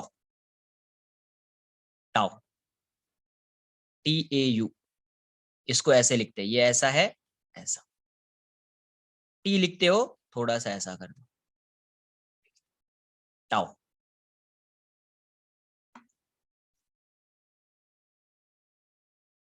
नोट कर लीजिए इसको।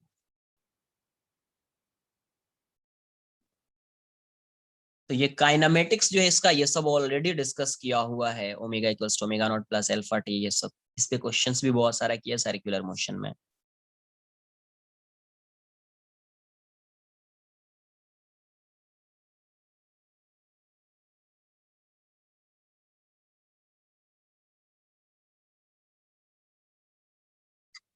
नहीं नहीं, लास्ट पार्ट नहीं, एक बार pure combined translational and rotational motion का डेफिनेशन लिखा देता हूँ, समझ में आ जाएगा आपको, वैसे थोड़ा आइडिया तो हो गया क्या क्या होता है, फिर उसके बाद ये चैप्टर आज के लिए इनफ हो जाएगा, वो नेक्स्ट लेक्चर में मोमेंट ऑफ इनर्शिया से स्टार्ट करेंगे, नहीं नहीं नहीं, कंबाइंड ट्रांसलेशनल रोटेशनल आज अभी बताऊंगा यार, थोड़ा सा तो ये से इतना नहीं आएगा, बस डेफिनेशन आएगा और कुछ नहीं आएगा, सिर्फ डेफिनेशन आएगा, इसको थोड़ा डिटेल में नहीं पढ़ेंगे, डिटेल में बाद में पढ़ेंगे।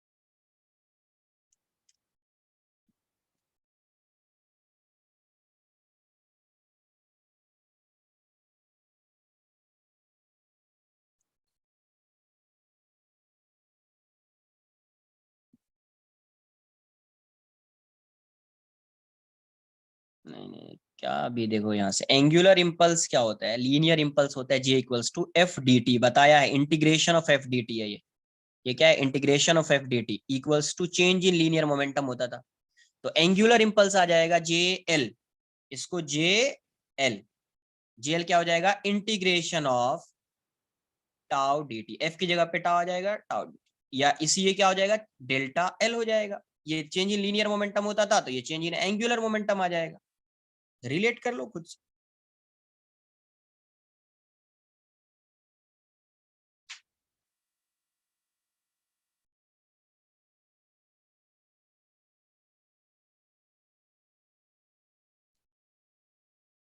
पोटेंशियल एनर्जी नहीं होती है डायरेक्ट, पोटेंशियल एनर्जी तो वही होती है, MGH वाला टर्म ही होता है बस, IGH नहीं होता है यहाँ पे, कंबाइंड का फॉर्मूला कुछ नहीं आएगा यहाँ पे, कंबाइंड होगा तो सबको ऐड कर देंगे, वो देखेंगे अपन जब पढ़ाऊंगा आगे, कंबाइंड का अलग से पढ़ेंगे सब कुछ, ये सब भी आगे सब कुछ डिस्कस करेंगे। ऐसा नहीं कि ये सब पढ़ा दिया कि ये हाई अल्फा होता है, हाई ओमेगा होता है, टाउ ये ऐसा हो, सब आएगा आगे, सब आएगा,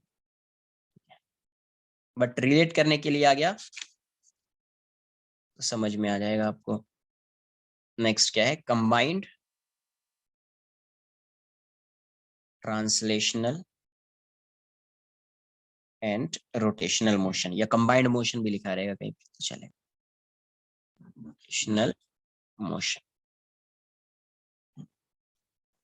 तो इस केस में क्या है कि ये बॉडी पहले क्या होती थी, पहले क्या होता था प्योर ट्रांसलेशनल मोशन में, क्या होता था कि ये बॉडी सिर्फ आगे जाती थी, है ना।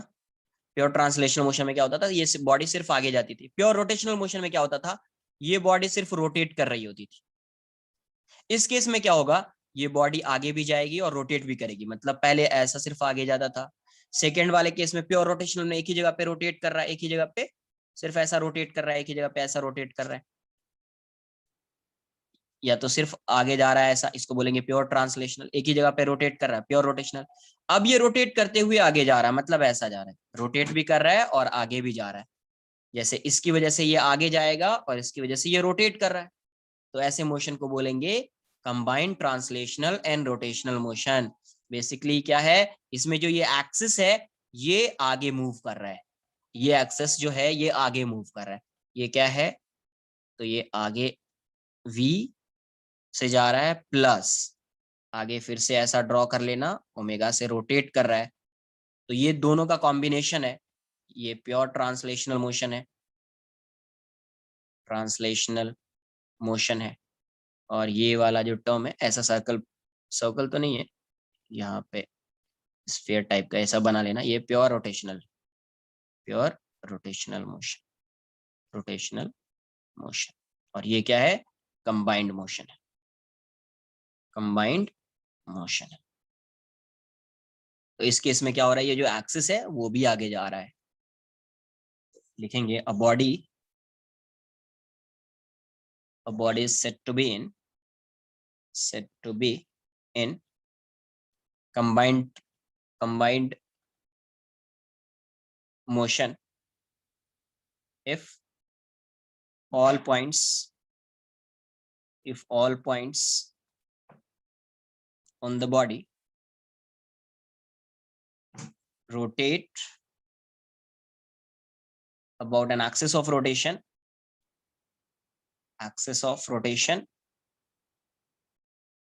and the axis of rotation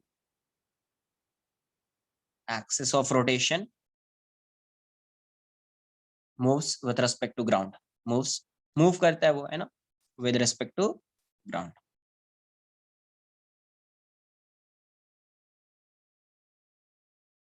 ये वाला एक्सिस आगे जा रहा है और रोटेट कर रहा है, पूरा बॉडी रोटेट कर रहा है, और ये वाला एक्सिस आगे जा रहा है, तो ये आगे भी जाएगा और रोटेट भी करेगा। नोट कर लीजिए, इतना ही है, इसको आगे डिटेल में पढ़ेंगे। रोटेट कैसे करेगा, ये एक लाइन होगा ना, लाइन कैसे रोटेट करेगा, लाइन है नहीं, ये ऐसा या तो ऐसा एक ही जगह पे रहेगा, ये एक लाइन है, एक पॉइंट है बेसिकली। ये एक्सिस ऑफ रोटेशन रोटेट करने का मतलब है फिर ये बॉडी यहाँ पे इस लाइन पे नहीं रहेगा, ये रोटेट कर रहा है तो ये वाला मान लो ऐसा ऐसा जा रहा है, तो इसका मोशन ऐसा नहीं होगा, फिर इसका मोशन डिफरेंट टाइप का हो जाएगा, इसके मोशन को एनालाइज करना टफ हो जाएगा। एक्सिस ऑफ रोटेशन मान लीजिए ऐसा आ रहा है, तो ये बॉडी ऐसे जाएगी, ऐसे आएगी, ऐसे ऐसे रोटेट करेगी, एक्सप्लेन करना टफ हो जाएगा, उसका पाथ जो है उसकी ट्रेजेक्टरी को आइडेंटिफाई करना टफ हो जाएगा, पूरे बॉडी के मोशन की जो ट्रेजेक्टरी होगी ना उसको आइडेंटिफाई करना टफ हो जाएगा। ठीक है, तो नेक्स्ट लेक्चर से स्टार्ट करेंगे प्योर रोटेशनल मोशन, मतलब कहां से स्टार्ट करेंगे अपन, मोमेंट ऑफ इनर्शिया से स्टार्ट करेंगे। इसके साथ एक दो क्वेश्चन जो है वो ओमेगा वाला, omega equals to omega not plus alpha T, omega square equals to omega not square plus 2 alpha S plus theta equals to omega not T plus half alpha T square, उससे related एक दो question मैं इसके साथ जो है ना attach कर दूंगा, उसको भी आप नोट कर लीजिएगा, ठीक है। खुद से सॉल्व करना बट उस क्वेश्चन को, सॉल्यूशन भी रहेगा वहां पे बट आप खुद से सॉल्व कीजिएगा। यस।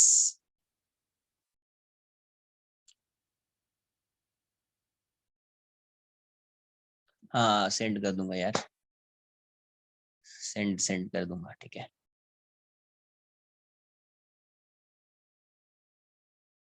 चलो bye bye, good night, take care.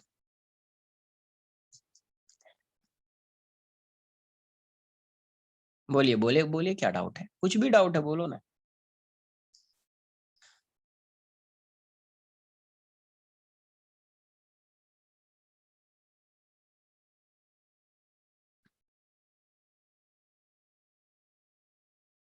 Parity, ये क्या तुम बोल रहे हो? पैरिटी तो, पैरिटी तो फर्स्ट टाइम सुन रहा हूँ मैं, किससे रिलेटेड है?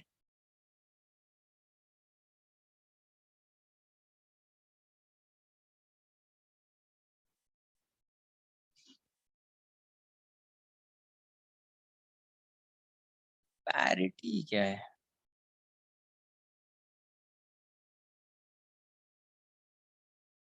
क्वांटम मैकेनिक्स, नहीं नहीं, क्वांट, एक मिनट रुको ना, एक, क्वांटम मैकेनिक्स में है ये पैरिटी वाला टर्म?